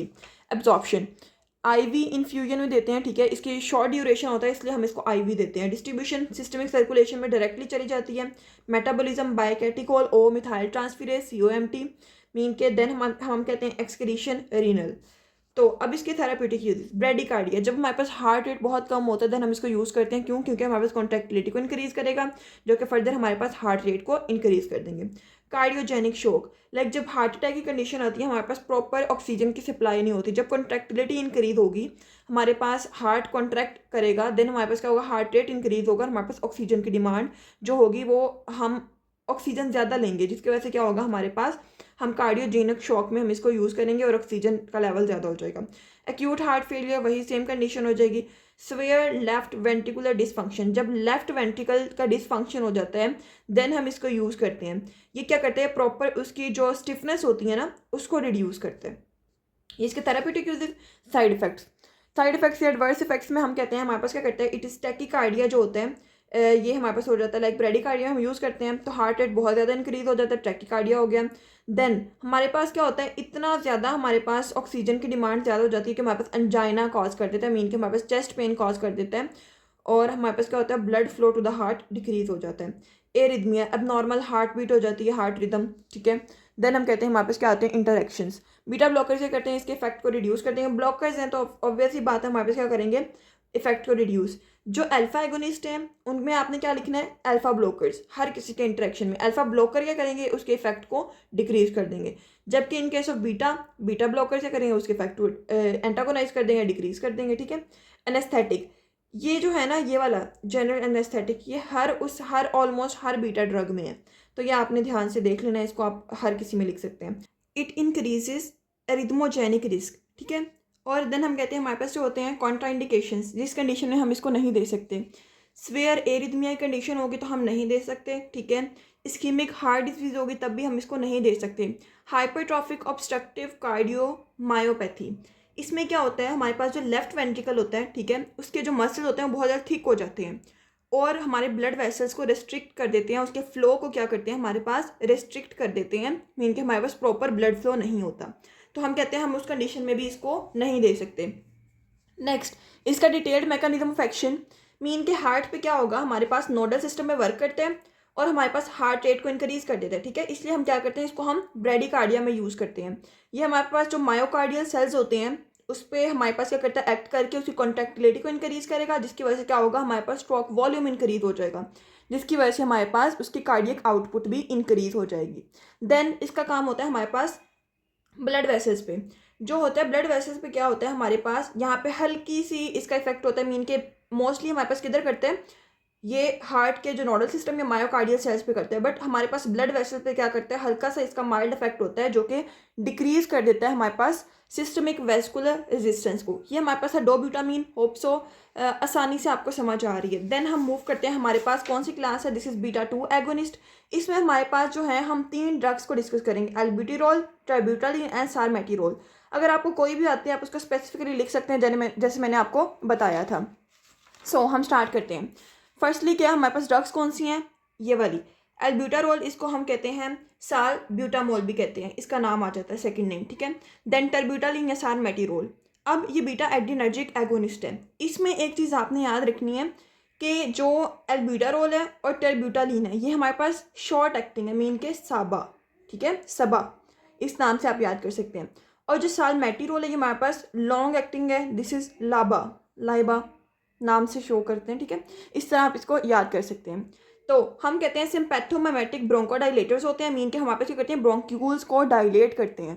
मेनली रिसेप्टर्स बीटा 2 रिसेप्टर पे एक्ट करते हैं, जो कि हमारे पास किधर होते हैं, ब्रोंकियल स्मूथ मसल पे होते हैं। अब आपने ना इनकी लोकेशंस अच्छे से याद करनी, जब लोकेशन याद होंगी ना देन आपको इसके फंक्शंस भी याद होंगे। फंक्शन किस तरह से याद होंगे, लाइक अगर मैं आपको बताऊँ बीटा 2, हमने पढ़े थे बीटा 2 रिसेप्टर्स, हमने कहा था ये स्टिमुलेटरी होते हैं, ठीक है। जब स्टिमुलेटरी होंगे तो हमारे पास क्या करेंगे, रिलैक्स कराएंगे, तो क्या होगा, हमारे पास ब्रोंकोडाइलेशन होगी। अगर हमें पता है ये ब्रोंक्यूल्स पे होते हैं, इस तरह की चीज़ें आपने अच्छे से याद करनी है, ठीक है। देन शॉर्ट एक्टिंग आ गया, लॉन्ग एक्टिंग आ गया, ये लिखी हुई है। शॉर्ट एक्टिंग में एल्ब्यूटेरोल और टर्ब्यूटालिन, और हमारे पास लॉन्ग एक्टिंग में salmeterol. Then mechanism of action, short जो हम पढ़ेंगे वो हमारे पास क्या, ये स्टिमुलेट करता है बीटा 2 रिसेप्टर को, जो कि हमारे पास किधर होते हैं, ब्रोंक्यूल्स के स्मूथ मसल्स पे होते हैं। लाइक मैं आपको इधर एग्जाम्पल देती हूँ, ठीक है। ये हमारे पास क्या है, ब्रोंक्यूल्स, ठीक है, इधर इस तरह से। इसके ऊपर जो हमारे पास कार्टिलेज होते हैं, ठीक है, यहाँ पे होते हैं हमारे पास इसकी इधर स्मूथ मसल्स होते हैं। ये क्या करते हैं, इसको स्टिमुलेट करते हैं स्मूथ मसल्स को, और हमारे पास क्या हो जाती है, ब्रोंकोडाइलेशन हो जाती है, मीन के हमारे पास ये जो ब्रोंक्यूल्स हैं ये डायलेट कर जाते हैं, इनकी वेसल्स जो हैं वो डायलेट कर जाती हैं। देन हमारे पास एडिनाइल साइक्लेज को इंक्रीज करते हैं, साइक्लिक एएमपी इसकी कंसंट्रेशन को इंक्रीज करते हैं, कैल्शियम के इन्फ्लक्स को इंक्रीज करते हैं, जिसकी वजह से क्या होता है, हमारे पास ब्रोंकोडाइलेशन हो जाती है। फार्माकोकाइनेटिक्स, फार्माकोकाइनेटिक्स हम डिफरेंट पढ़ेंगे। एल्ब्यूटारोल क्या होते हैं, इनको हम इनहेल भी करते हैं, इसको हम ओरल भी लेते हैं। इसका हमारे पास जो एक्शन होता है वो रैपिड होता है। देन हिपैटिक मेटाबॉलिज्म होता है इसका, ठीक है, थ्रू लिवर, और रीनल एक्सक्रीशन होती है।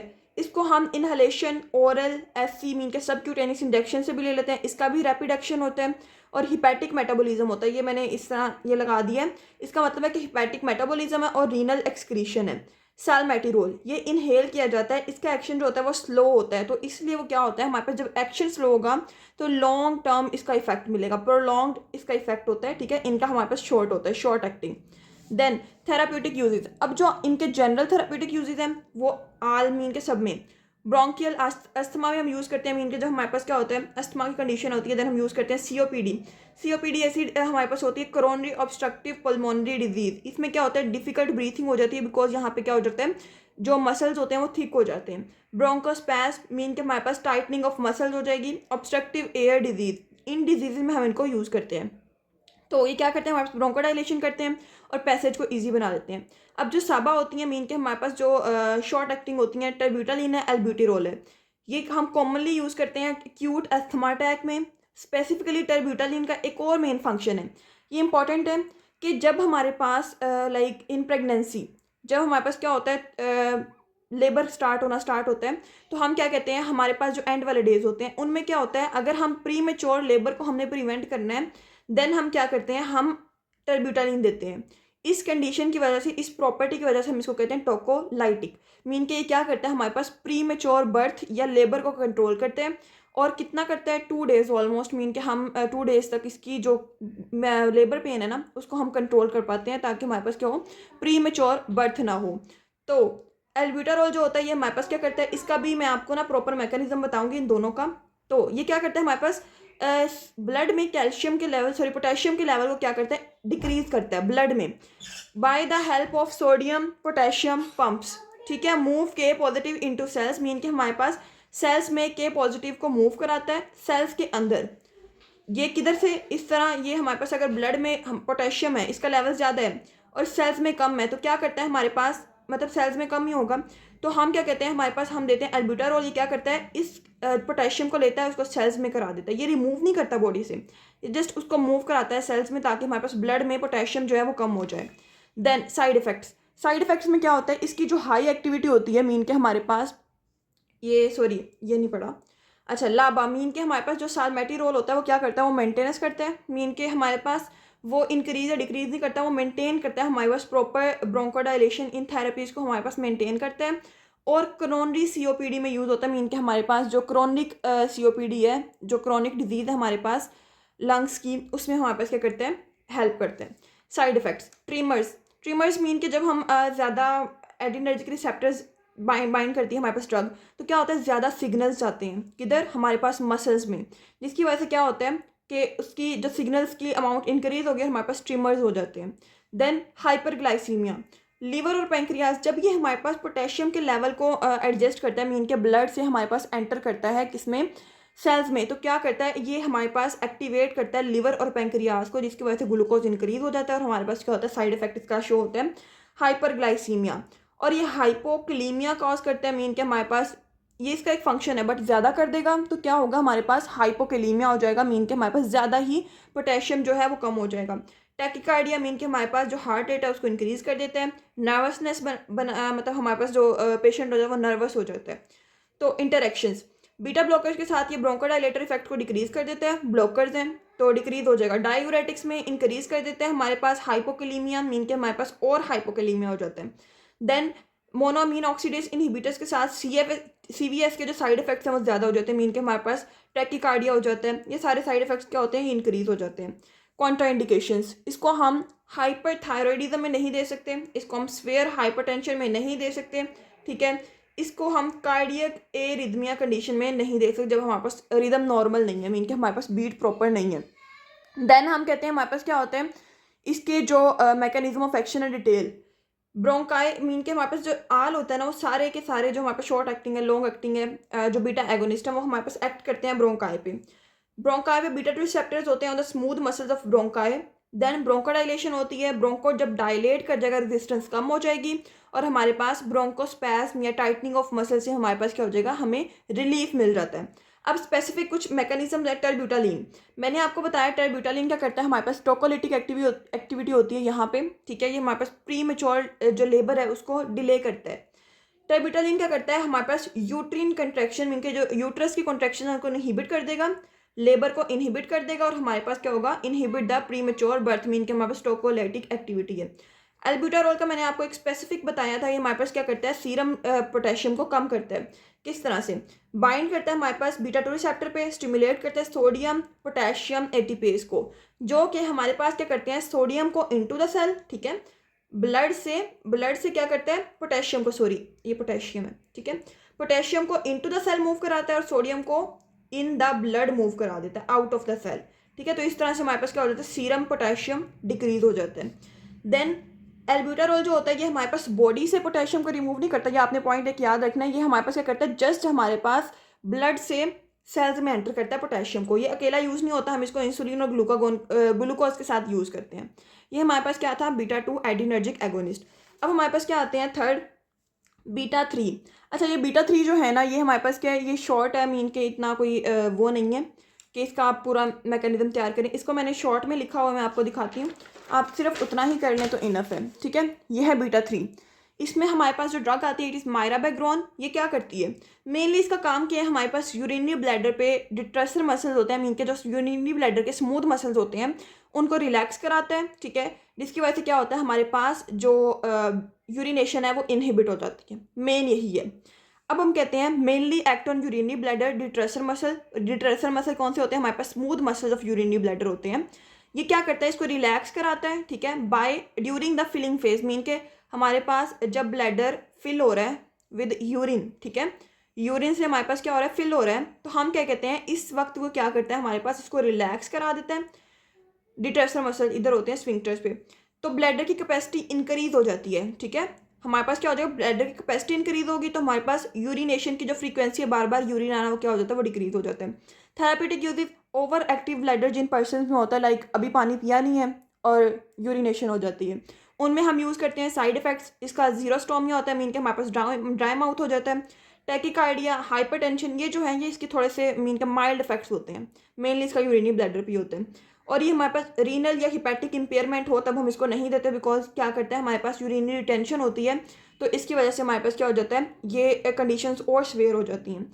ब्लैडर आउटलेट ऑब्स्ट्रक्शन हो, मीन के ब्लैडर की आउटलेट ऑब्स्ट्रक्शन हो, देन हम क्या करते हैं, इसको हम प्रिवेंट करते हैं, ताकि हमारे पास अचानक एक दफ़ा हम, क्योंकि हम रिटेंशन कर रहे हैं, जब एक दफ़ा आएगा तो हमारे पास जो आउटलेट है वो और ज़्यादा डैमेज हो सकती है। तो ये हमारे पास हो गया बीटा 3। अब हम आते हैं हमारे पास जो नेक्स्ट हमने क्लासिफिकेशन की हुई है, बीटा 3 हो गया। अब बीटा 1 बीटा 2 एगोनिस्ट, ये इंपॉर्टेंट है, ठीक है, नॉन सेलेक्टिव होते हैं। आइसोप्रोटेरिनोल, इसमें हमारे पास एग्जाम्पल आती है, तो हम इसको देखते हैं। आइसोप्रोटेरिनोल, ठीक है, आइसोप्रोटेरिनोल हमारे पास ड्रग है, इसको हम क्या कहते हैं, आइसोप्रिनालिन, हम इसका अदर नेम भी कहते हैं। ये हमारे पास बीटा 1 बीटा 2 दोनों पे एक्ट करता है। अब जब कोई ड्रग दो जगह पे एक्ट कर रही है, लाइक अल्फा पे बीटा पे, अब उसकी क्या होगी, अफिनिटी होगी, या तो वो अल्फा पे ज़्यादा एक्ट करेगी या वो बीटा पे एक्ट करेगी। अब आपने एक बात याद रखनी है, अगर वो अल्फा पे एक्ट कर रही है ज़्यादा, लाइक अल्फा की अफिनिटी ज़्यादा है और बीटा की कम है, तो अल्फा की अफिनिटी ज़्यादा है तो वो लो डोज पे, लाइक हम उसको लो डोज देंगे, वो अपना अल्फा का एक्शन परफॉर्म करेगी। बीटा वो तब परफॉर्म करेगी जब हमारे पास क्या होगा, हाई डोज होगी। ये एक पॉइंट है, आपने याद रखना है। बट इन केस आइसोप्रोटेरिनोल हम कहते हैं बीटा 1 और बीटा 2 दोनों पे एक्ट करता है, दोनों की अफिनिटी सेम होती है। अगर आप लो डोज देते हैं तो बीटा 1 एक्शन भी होता है, हमारे पास बीटा 2 एक्शन भी होता है। It is synthetic catecholamine acts on both beta 1 and beta 2 receptors equally, ठीक है, इक्वली, ये बात आपने याद रखनी है। Then it produces the cardiac stimulation and bronchodilation. अब इसके दो काम है majorly, cardiac stimulation and bronchodilation, समझ आ गई, क्योंकि बीटा 1 और बीटा 2 है ना। तो अब ये जो रिसेप्टर्स हैं हमारे पास एक कार्डियक मसल्स पे होते हैं और एक हमारे पास किधर होते हैं, जो हमारे पास स्मूथ मसल्स ऑफ ब्रोंक्यूल्स उधर होते हैं। ये क्या करते हैं, हमारे पास स्टिमुलेट करता है बीटा 1 रिसेप्टर को, ठीक है, हार्ट पे क्या करते हैं, वो कार्डियक एक्टिविटी को इंक्रीज कर देते हैं, ठीक है। अब B2 क्या करता है, हमारे पास वेसल्स पे होता है और हमारे पास ब्रोंकाई पे होता है। वेसल्स में क्या करता है, जो हमारे पास होती हैं, ये करता है हमारे पास, सॉरी यहाँ पे लिखना था, वेजोडाइलेशन, वेजोडाइलेशन करता है, मीन के वेसल्स की डायलेशन करता है। ब्रोंकाई पे हमारे पास ब्रोंकोडाइलेशन करता है। जब वेसल्स की डायलेशन होगी हमारे पास क्या होगा, बीपी कम हो जाता है। और ये इसका जनरल मैकेनिज्म है, जीएस प्रोटीन पे हमारे पास जब बाइंड किया, जीएस प्रोटीन को एक्टिवेट किया, एडिनाइल साइक्लेज एक्टिवेट हुआ, सीएमपी इंक्रीज हुआ, हमारे पास जो कैल्शियम है उसका इन्फ्लक्स हुआ और हमारे पास क्या हो गया, प्रॉपरली मूव, इसके जो रिस्पॉन्स प्रोड्यूस हो गए।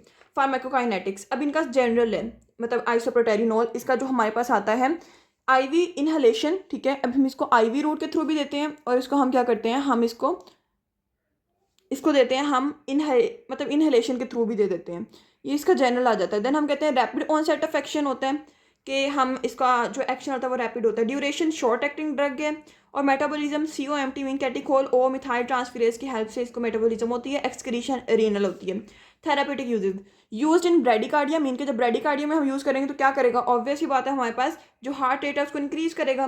कार्डियोजेनिक शॉक में इसको हम यूज़ करते हैं, हार्ट फेलियर में यूज़ करते हैं, एस्थमा में क्या करता है, हमारे पास ब्रोंकोडाइलेशन करके एस्थमा को रिलीफ देता है। देन साइड इफेक्ट्स, अब हमने ब्रेडिकार्डिया में दिया तो हमारे पास क्या हुआ, टैकिकार्डिया हो जाएगा, मीन के हमारे पास जो ब्लड जो हमारे पास ब्लड प्रेशर है वो हमारे पास क्या हो जाएगा, बहुत ज़्यादा इंक्रीज हो जाएगा, या हमारे पास हार्ट रेट जो होता है वो इंक्रीज हो जाता है। तो हम कहते हैं अब एरिथमिया। एरिथमिया क्या होता है हमारे पास, एरिथमिया हमारे पास इरेगुलर रिदम होती है। एंजाइना, ठीक है, एंजाइना में हम क्या करते हैं, इसके साइड इफेक्ट्स आ जाते हैं। एंजाइना हो जाती है लेस ऑक्सीजन हमें मिलती है, जिसकी वजह से क्या होता है ऑक्सीजन डिमांड ज़्यादा होती है और प्रॉपर पेयरमेंट नहीं होती। ये जो ग्राफ वाला है ना, मैं आपको थोड़ी देर तक बताती हूँ एंड पे। बीटा ब्लॉकर्स के साथ देंगे, इसके इफेक्ट को ब्लॉक कर देगा। जनरल एनेस्थेटिक क्या करेगा, एरिथमियास रिस्क को इंक्रीज कर देगा। Ischaemic heart disease, swear hypertension, hyperthyroidism, इनमें हम नहीं दे सकते। अच्छा, हमने कोई भी ड्रग है उसमें हमने क्या करना है, अगर वो उसको क्या कर रही है, टैकीकार्डिया कॉज कर रही है साइड इफेक्ट्स में, उसकी यही मेन चीज़ें होंगी, उसकी कॉन्ट्राइंडिकेशंस। ये मेन छोटी छोटी बातें हैं, बस कुछ कुछ याद करना पड़ता है और कुछ कुछ पुराना ही होता है। और यही चीज़ें जो हैं जो हार्ट पे एक्ट कर रही हैं, यही हमारे पास सीवीएस में यूज़ होंगी। जो हमारे पास एक्ट कर रही हैं ब्रोंक्यूल्स पे, वो हमारे पास किधर यूज़ होंगी, रेस्पिरेटरी ड्रग्स में यूज़ हो जाएंगी। इस तरह की चीज़ें आपने ध्यान में रखनी है। हार्ट पे एक्ट करता है, बीटा वन इफेक्ट होता है, ठीक है। बीटा वन जो रिसेप्टर होता है हार्ट पे होते हैं, वो क्या करते हैं हमारे पास हार्ट रेट को इंक्रीज़ कर देते हैं, contractility increase, cardiac output increase. अब ब्लड वेसल्स पे हमारे पास बीटा टू रिसेप्टर्स होते हैं, बीटा टू इफेक्ट प्रोड्यूस होता है, वेजोडाइलेशन होती है। जब हमारे पास, मैं इतनी दफ़ा बता चुकी हूँ, जब हमारे पास वेजोडाइलेशन होगी मीन के वेजोडाइलेट होगी हैं, तो हमारे पास क्या होगा, SVR मीन के हमारे पास रेजिस्टेंस कम, ब्लड फ्लो ज़्यादा, और हमारे पास क्या होता है BP जो होता है वो हमारे पास क्या होता है, प्रेशर वो रिड्यूस कर जाता है। ये सारी चीज़ें। अच्छा, एक और बात आपने यहाँ पे एक ध्यान रखनी है, जो BP होता है due to the systemic vascular resistance, इसकी वजह से उसको हम कहते हैं this is called the diastolic, ठीक है। सिस्टमिक वेस्कुलर रेजिस्टेंस की वजह से जो हमारे पास BP होता है उसको हम डायस्टोलिक कहते हैं। इन केस ऑफ हम कहते हैं कॉन्ट्रेक्टिलिटी या कार्डियक आउटपुट वगैरह इनके साथ रिलेट करें तो हम कहते हैं सिस्टोलिक। तो ये आपने याद रखना है कि हमारे पास ये चीज़ें जो हैं ये कंसर्न्ड होती हैं। अब ब्रोंकाई जो होता है बीटा टू इफेक्ट, ठीक है, इस पर हमारे पास बीटा टू रिसेप्टर होते हैं, ब्रोंकोडाइलेशन हुई और एयर रेजिस्टेंस कम हुई और हमारे पास क्या हो गया, जो ब्रोंकोस्पैज्म उससे रिलीफ मिल गया। अब इसके ग्राफ पे आते हैं। ग्राफ जो है हम तीन चीज़ों का बना रहे हैं, हार्ट रेट का, BP का और वेस्कुलर रेजिस्टेंस का, सिस्टमिक वेस्कुलर रेजिस्टेंस। ये है हमारे पास cardiac output, it is mean arterial pressure, this is pulse pressure, ठीक है। तो हार्ट रेट हमने पढ़ा क्या होता है, इंक्रीज होता है, तो यहाँ पे क्या होगा, इंक्रीज वाला ग्राफ बन जाएगा, बीटा वन रिसेप्टर, ठीक है। अब कार्डियक आउटपुट इंक्रीज हो रही है, ये हमने लिख दिया। बीपी जो है, अब हमारे पास BP दो होते हैं, डायस्टोलिक और सिस्टोलिक। अब हम कहते हैं हमारे पास जो सिस्टोलिक प्रेशर होता है वो बीटा वन रिसेप्टर की वजह से होता है। मीन के हमारे पास क्या होगा, हार्ट रेट पे डिपेंड करता है, वो कंट्रेक्टिलिटी पे डिपेंड करता है, हमारे पास कार्डियक आउटपुट पे। तो इसकी वजह से हमारे पास क्या होगा, सिस्टोलिक BP जो होता है वो हमारे पास क्या करता है, इंक्रीज करता है। हमने इसका इंक्रीज का बना दिया, ऊपर गया। जबकि इन केस ऑफ डायस्टोलिक ये डिक्रीज कर रहा है, ठीक है, बीटा टू रिसेप्टर वाला। अब यहाँ पे क्या होगा, मीन आर्टीरियल प्रेशर। अगर आप लोगों को याद हो, हमने फिजियोलॉजी में पढ़ा था what is mean arterial pressure, इसका formula, mean arterial pressure is equal to हमारे पास diastolic BP plus 1/3 pulse pressure.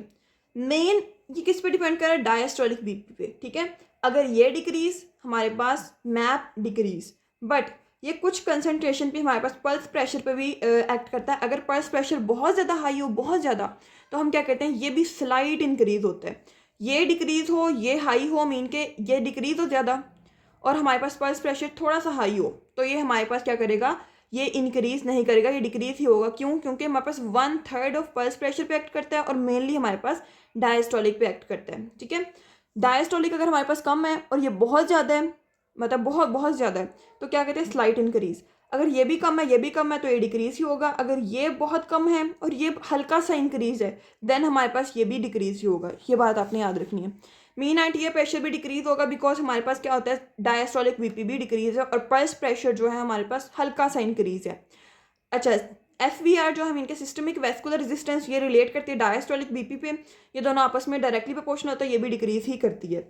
ये समझ आ गया, हमारे पास हो गया beta one plus beta two agonist भी हो गया। अब हम आते हैं, मूव करते हैं हमारे पास अल्फा बीटा एगोनिस्ट, ये भी मोस्ट इंपॉर्टेंट है। अच्छा, एक बात आपने याद रखनी है, एपिनेफ्रीन और डोपामीन ये दोनों सेम है, ठीक है, मीन के ऑलमोस्ट सेम है, कैटेगरी में रखते हैं इसको, और ये रिवर्स होते हैं नोर एपिनेफ्रीन का। तो फर्स्टली हम पढ़ते हैं एपिनेफ्रीन और डोपामीन। एपिनेफ्रीन और डोपामीन, एपिनेफ्रीन को हम एड्रेनालिन भी कहते हैं और डोपामीन हम जो दूसरा हमारे पास आती है ड्रग, ठीक है, ये हमारे पास एमरजेंसी ड्रग्स भी कहते हैं इनको हम। ये alpha and beta adrenergic agonist होते हैं, ठीक है। ये ऑपोजिट टू नॉरएपिनेफ्रीन है। अब इसमें हम कहते हैं endogenous catecholamine secreted by adrenal medulla, ये हमारे पास एड्रीना मेडुला से रिलीज होते हैं। Act on both alpha and beta receptors, used as emergency drugs. Epinephrine जो होता है, अब इनकी एफिनिटी की बात करते हैं। अच्छा, जो हमारे पास एपिनेफ्रीन है वो बीटा की एफिनिटी ज़्यादा होती है, बीटा रिसेप्टर पे लो डोज पे भी बाइंड कर जाएगा और अल्फा पे हमारे पास हाई डोज होगी तो बाइंड करेगा।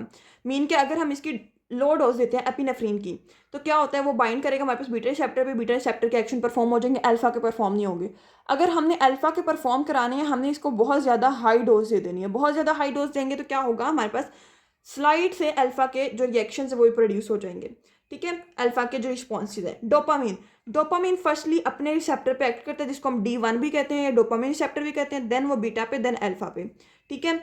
Alpha receptor effect is produced in high dose क्योंकि अल्फा की एफिनिटी कम है।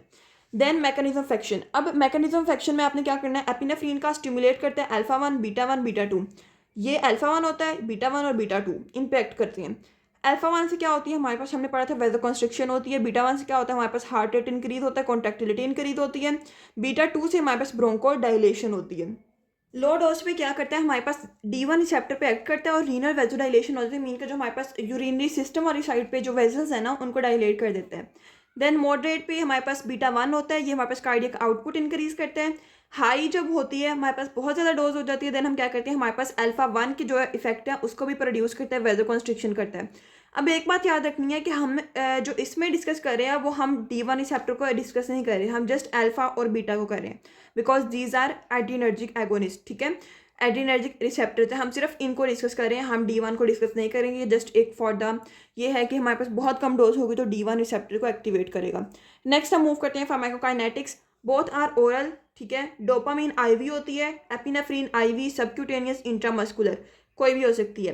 डिस्ट्रीब्यूशन वाइडली डिस्ट्रीब्यूटेड होता है, हमारे पास पुअर CNS पेनिट्रेशन है। Metabolism COMT mean catechol O methyl transferase monoamine oxidase दोनों से हमारे पास क्या होता है, मेटाबोलाइज होता है। रीनल एक्सक्रीशन होती है यूरिन, ठीक है। देन इसके थेरापेटिक यूजेस। अब जो एपिनेफ्रीन है वो हम ब्रेडिकार्डिया में यूज़ करते हैं। जब हमारे पास हार्ट रेट कम होता है हम उसको एपिनेफ्रीन देते हैं ताकि उसका हार्ट रेट इंक्रीज हो जाए। देन एनाफ्लेक्सिस शॉक मीन के जब हमारे पास क्या होता है, जब शॉक की कंडीशन होती है हम इसमें क्या करते हैं, हम उसको देते हैं एनाफ्लेक्सिस में ताकि हमारे पास क्या हो जाए, जैसे एनाफ्लेक्टिक शॉक है जिसमें हम क्या करते हैं, हमारे पास जो वेसल्स होती हैं जो ब्रोंक्यूल्स की जो हमारे पास होती हैं मसल्स क्या होते हैं, बहुत ज़्यादा कॉन्स्ट्रिक्ट हो जाते हैं। उस केस में हम क्या देते हैं, हम इसको एपिनेफ्रीन को देते हैं जिसकी वजह से क्या होता है, ब्रोंकोडाइलेशन होती है, हमारे पास जो रिस्पॉन्स है वो प्रोड्यूस हो जाता है।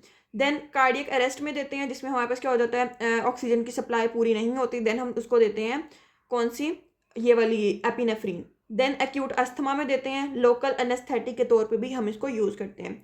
डोपामीन शॉक में देते हैं, कार्डियोजेनिक भी हो सकता है और सेप्टिक भी हो सकता है। कार्डियोजेनिक शॉक मीन के हमारे पास कोई भी नॉर्मल सवेयर हार्ट अटैक जो होता है उसकी कंडीशन में हम क्या कहते हैं, हम इसको डोपामीन को दे सकते हैं। सेप्टिक हम जो नॉर्मल शॉक लेते हैं जिसमें हमारे पास क्या हो जाती है, जो वेसल्स होती हैं उसको प्रॉपर वो कॉन्स्ट्रिक्ट हो जाती हैं और हमारे पास क्या हो जाता है, उसकी जो कंडीशंस होती हैं, जो प्रॉपर ऑक्सीजन की सप्लाई है वो पूरी नहीं हो पाती। एक्यूट हार्ट फेलियर में देते हैं इम्प्रूव्ड रीनल परफ्यूजन। लाइक हमारे पास क्या करता है, हमारे पास जो रीनल परफ्यूजन करने के लिए ना उसको इम्प्रूव करने के लिए हम क्या करते हैं, उसको यूज़ करते हैं डोपामीन को। Then side effects. अब ये ब्रेडिकार्डिया कर रहा है तो ब्रेडिकार्डिया में हम इसको यूज़ कर रहे हैं तो हम कहेंगे उसका साइड इफेक्ट में क्या है, टैकीकार्डिया, एरिथमिया, हाइपरटेंशन, ठीक है। देन एपिनेफ्रीन का जो स्पेसिफिक है, एंग्जाइटी करता है, ट्रिमर करता है, पल्मोनरी एडिमा कॉज करता है। मीन के हमारे पास जो ब्लड जो फ्लूइड होते हैं जो उसकी स्वेलिंग हो जाती है पल्मोनरी रीजन में। देन हम कहते हैं डोपामीन नौसिया करता है, वॉमिटिंग करता है, टिश्यू नेक्रोसिस मीन के डेथ ऑफ टिश्यूज कर देते हैं। अब इंटरेक्शन बीटा ब्लॉकर के साथ क्या करता है, हमारे पास जो बीटा इफेक्ट है उसको हमारे पास क्या करता है, डिक्रीज कर देता है, ब्लॉकर है। और अल्फा अनअपोज रहता है, क्यों, क्योंकि हमारे पास डोज ही लो होती है तो ऑब्वियसली बात है उस पर हमारे पास रिस्पॉन्स ही नहीं प्रोड्यूस होगा, उसका इफेक्ट भी हमारे पास कोई रिवर्स नहीं होगा। एनेस्थेटिक जो होते हैं वो हमारे पास क्या करते हैं, इंक्रीज कर देते हैं एरिथमिया रिस्क को। एमओ इनहिबिटर्स मीन के हमारे पास मोनोमीन ऑक्सीडेज इनहिबिटर्स क्या करते हैं, ये इंक्रीज कर देते हैं दोनों के इफेक्ट को। कॉन्ट्रा इंडिकेशन हाइपरटेंशन में नहीं देते हम इसको, इस्केमिक हार्ट डिजीज में नहीं देते, हाइपरथायरॉयडिज्म में हम इसको नहीं दे सकते, और डोपामिन का एक एक्स्ट्रा होता है एरिथमिया के केस में हम नहीं दे सकते। अब हम कहते हैं mechanism of action, detailed mechanism of action. हम कहते हैं हमारे पास जो बीटा 1 रिसेप्टर होता है वो क्या करते हैं, हमारे पास लो डोज ही बीटा 1 पे एक्ट किया, ये कॉमन है, ठीक है। लो डोज दी, बीटा 1 पे रिसेप्टर पे एक्ट किया, हार्ट रेट इंक्रीज हुआ, कॉन्ट्रैक्टिलिटी इंक्रीज हुई, कार्डियक आउटपुट इंक्रीज हो गया। अब यहाँ पे क्या होता है, अगर हम इसकी डोज जो है लाइक हमारे पास किधर हो गया, बीटा पे एक्ट किया, हमने इसकी डोज ज़्यादा कर दी, ठीक है, तो आर्टरीज पे अल्फा 1 रिसेप्टर जो होते हैं उस पर बाइंड करते हैं। एपिनेफ्रीन या डोपामीन जो होता है वो बाइंड करने के बाद लो डोज पे जो अल्फा 1 एक्टिविटी है उसको थोड़ा सा हमारे पास क्या कर देता है, इंक्रीज कर देता है, ठीक है, मीन के उसकी हमारे पास अल्फा 1 एक्टिविटी हो जाती है, हल्का सा हमारे पास वेस्को रेजिस्टेंस डिक्रीज हो जाती है और हल्का सा बीपी डिक्रीज हो जाता है। अगर हम इसकी हाई डोज दें तो हमारे पास जब एक डिक्रीज हो रहा है, ठीक है, क्योंकि हमारे पास स्लाइट एक्टिविटी है तो हमारे पास क्या हो जाएगा, ये डिक्रीज हो जाएंगे सारी चीज़ें। बट जब हम इसकी हाई डोज देते हैं तो क्या होता है, हमारे पास जो अल्फा रिसेप्टर ये बेसिकली हमारे पास वेजोकॉन्स्ट्रिक्शन करते हैं। जब हमारे पास हाई डोज होती है तो अपने असल फंक्शन में आता है, हमारे पास रेजिस्टेंस इंक्रीज करता है, बीपी इंक्रीज करता है, ब्लड फ्लो डिक्रीज कर देते हैं और हेल्पफुल इन हाइपोटेंशन या शॉक की कंडीशन में हम इसको यूज़ कर लेते हैं। अच्छा, लो डोज पे बीटा 2 रिसेप्टर जो होते हैं आर्टरीज पे उस पर एक्ट करते हैं, वेजोडाइलेशन करते हैं, ठीक है, और हमारे पास जब वेजोडाइलेशन होगी SVR मीन के हमारे पास जो रेजिस्टेंस है वो कम हो जाएगी और बीपी भी डिक्रीज हो जाएगा। अब ये बात मैंने आपको पहले ही बताई थी, हमारे पास जो बीपी डायस्टोलिक है वो SVR वाला है, ये वाला, ठीक है, ये वाला SVR वाला है, और जो हमारे पास सिस्टोलिक है वही कॉन्ट्रैक्टिलिटी वाला है। ये बात आपने याद रखनी है, कॉन्ट्रैक्टिलिटी इंक्रीज, बीपी भी इंक्रीज, सिस्टोलिक। नेक्स्ट इसका ग्राफ मैं आपको बताती हूँ। एपिनेफ्रीन जो है ये बाइंड करता है बीटा 2 रिसेप्टर्स इन ब्रोंक्यूल्स, ब्रोंकोडाइलेशन करेगा, COPD, अस्थमा या एनाफ्लेक्सिस शॉक में हम इसको यूज़ कर लेते हैं। अब इसके ग्राफ देखते हैं, HR, BP और SVR। हार्ट रेट इंक्रीज हुआ तो ये ऊपर जाएगा बीटा रिसेप्टर, ठीक है, बीटा 1 लिख लें इधर। बीपी मैंने कहा था दो होते हैं, सिस्टोलिक डायस्टोलिक। सिस्टोलिक कॉन्ट्रैक्टिलिटी पे डिपेंड करता है, हार्ट रेट पे डिपेंड करता है। यहाँ पे क्या होगा, बीपी इंक्रीज कर जाएगा विच इज सिस्टोलिक, ठीक है, सिस्टोलिक, तो ये इंक्रीज है। डायस्टोलिक SVR की वजह से होता है, मीन के सिस्टमिक वेस्कुलर रेजिस्टेंस की वजह से होता है, ये हमारे पास क्या कर रहा है, डिक्रीज कर रहा है। और अच्छा, आप कहेंगे कि यहाँ पे तो डिक्रीज कर रहा है, यहाँ पे इंक्रीज कर रहा है, क्यों? अगर हम इसको डोज हाई करेंगे देन स्लाइड इंक्रीज होगा, जिसका इतना इफेक्ट बीपी पे नहीं होगा, मीन के स्लाइड सा बीपी इंक्रीज होगा। ऑब्वियस ही बात है कि जब हमने एक डोज दे दी है ड्रग की स्पेसिफिकली, वो जाके बीटा 2 रिसेप्टर पे एक्टिवेट करेगी, हमारे पास बीटा इफेक्ट प्रोड्यूस होगा और हमारे पास ये कम हो गया। अब एक जगह ज़्यादा कम हो रहा है, एक जगह हल्का सा इंक्रीज हो रहा है अगर हाई डोज देने पे भी, देन हम क्या कहते हैं, हम किसको प्रेफर करेंगे, लो वाले को। तो डायस्टोलिक बीपी जो होता है वो हमारे पास क्या करते हैं, डिक्रीज कर जाता है। ये बात समझ आ गई आपको? देन SVR ये भी डिक्रीज करेगा, ठीक है, ये स्लाइट है और ये ज़्यादा डिक्रीज कर रहा है, इस तरह से। कार्डियक आउटपुट इंक्रीज कर रही है। मैप, अच्छा, मैप में हम क्या कहते हैं, यहाँ पे जो पल्स प्रेशर होता है, वैसे भी पल्स प्रेशर जो सिस्टोलिक बीपी पे डिपेंड करता है, सिस्टोलिक बीपी ज़्यादा इंक्रीज हो रहा है, पल्स प्रेशर भी ज़्यादा इंक्रीज हो रहा है। ज़्यादा इंक्रीज होगा तो मैंने पिछले जो आपको बताया था आइसोप्रोटेरिनोल, मैंने कहा था अगर पल्स प्रेशर बहुत ज़्यादा इंक्रीज होता है देन माइल्ड इफेक्ट होता है मैप पे। यहाँ पे सिस्टोलिक डायस्टोलिक जो है वो डिक्रीज कर रहे हैं और जो पल्स प्रेशर है वो इंक्रीज कर रहा है, वो ज़्यादा इंक्रीज करेगा तो थोड़ा सा हमारे पास जो होता है मीन आर्टीरियल प्रेशर वो थोड़ा सा इंक्रीज कर जाता है। ये बात समझ आ गई है? देन हम मूव करते हैं हमारे पास लास्ट विच इज़ नॉरएपिनेफ्रीन। नॉरएपिनेफ्रीन जो है ये हमारे पास क्या होता है, इसमें अल्फा और बीटा 1 एगोनिस्ट है, ठीक है, इसमें बीटा 2 का इफेक्ट नहीं होता, ये बीटा 1 होता है, मिनिमल सा इफेक्ट होता है बीटा 2 का, बट वो उसको हम कंसिडर नहीं करते। It is endogenous catechola means released from sympathetic nerve endings, act on alpha and beta 1 receptor affinity. Alpha की अफिनिटी ज़्यादा है as compare to beta 1। Potent vasoconstrictor, main काम क्या है, वेजोकॉन्स्ट्रिक्टर, इनके हमारे पास वेसल्स को कंस्ट्रिक्ट करेगा, SVR रेजिस्टेंस इंक्रीज करेगा, बीपी इंक्रीज करेगा और हमारे पास ब्लड फ्लो डिक्रीज कर देगा। ये चीज़ें आपकी ना फिंगर टिप्स पे होनी चाहिए, ये चीज़ हो रही है तो ये चीज़ होगी, इस तरह से आपको बहुत हेल्प होगी और आपके जो प्रैक्टिकल लाइफ है उसमें भी बहुत ज़्यादा आपको इसका फ़ायदा होगा। स्टिमुलेट क्या करता है, अल्फा 1 रिसेप्टर, अल्फा 2 को और बीटा 1 को। जो हमने पढ़ा है एपिनेफ्रीन और हमारे पास डोपामीन, ये अल्फा 1 को करते हैं, ठीक है, बीटा 1 और बीटा 2। ये हमारे पास अल्फा को, अल्फा 1 अल्फा 2 दोनों को, बीटा 1 को। अल्फा 1 करेगा वेजोकॉन्स्ट्रिक्शन हो जाएगी, अल्फा 2 करेगा तो हमारे पास न्यूरोट्रांसमीटर की रिलीज डिक्रीज हो जाएगी। हमने पढ़ा था ये सिंपैथोलाइटिक होते हैं बट ये हमारे पास फिर भी हमारे पास एगोनिस्ट की क्लास में आते हैं। बीटा 1 हार्ट की कॉन्ट्रैक्टिलिटी इंक्रीज हो जाएगी। जब हार्ट की कॉन्ट्रैक्टिलिटी इंक्रीज हो गई है तो आप सोचें, ठीक है, अल्फा का इफेक्ट ज़्यादा है, हार्ट की कॉन्ट्रैक्टिलिटी इंक्रीज हो जाएगी तो हम कहते हैं स्लाइड सा हमारे पास क्या हो जाएगा, सिस्टोलिक बीपी इंक्रीज होगा, स्लाइड। अच्छा, तो हम कहते हैं सिस्टोलिक बीपी इंक्रीज हो गया। अब यहाँ पे फार्माकोकाइनेटिक्स पे एब्जॉर्प्शन, डिस्ट्रीब्यूशन, मेटाबॉलिज्म और excretion. Absorption not effective orally, IV दिया जाता है, शॉर्ट एक्टिंग होते हैं। Widely distributed, poor CNS penetration, rapid metabolism by COMT and MAO, excreted in urine, used in hypotension. ठीक है, हाइपोटेंशन में हम यूज़ करते हैं ताकि हमारे पास क्या हो जाए, हम इसका जो बीपी है वो इंक्रीज कर सकें। सेप्टिक शॉक में हमारे पास क्या होता है, यूज़ होता है। सवेयर हाइपरटेंशन, इसका साइड इफेक्ट है रिफ्लेक्स ब्रेडिकार्डिया। मैंने कहा था जब भी हम कोई ड्रग हाइपोटेंशन में यूज़ करेंगे उसका आपने साइड इफेक्ट लिख देना है, रिफ्लेक्स ब्रेडिकार्डिया। एरिथमिया और पेरिफेरल इस्कीमिया, ये हमारे पास क्या हो जाते हैं, इसके साइड इफेक्ट्स आते हैं।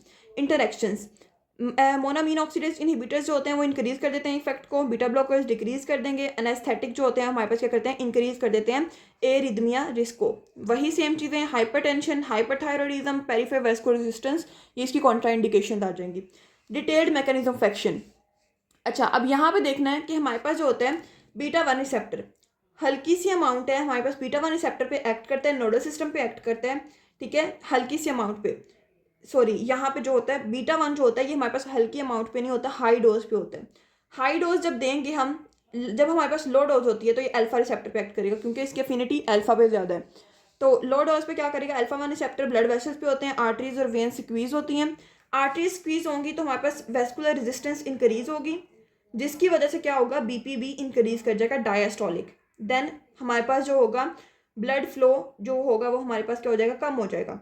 अब यहाँ पे एक चीज़ आती है कि एसवीआर इंक्रीज होने से आफ्टर लोड पे क्या फ़र्क पड़ता है, आफ्टर लोड कम हो जाता है, कार्डिक आउटपुट भी कम हो जाती है। ठीक है, कम हो गई।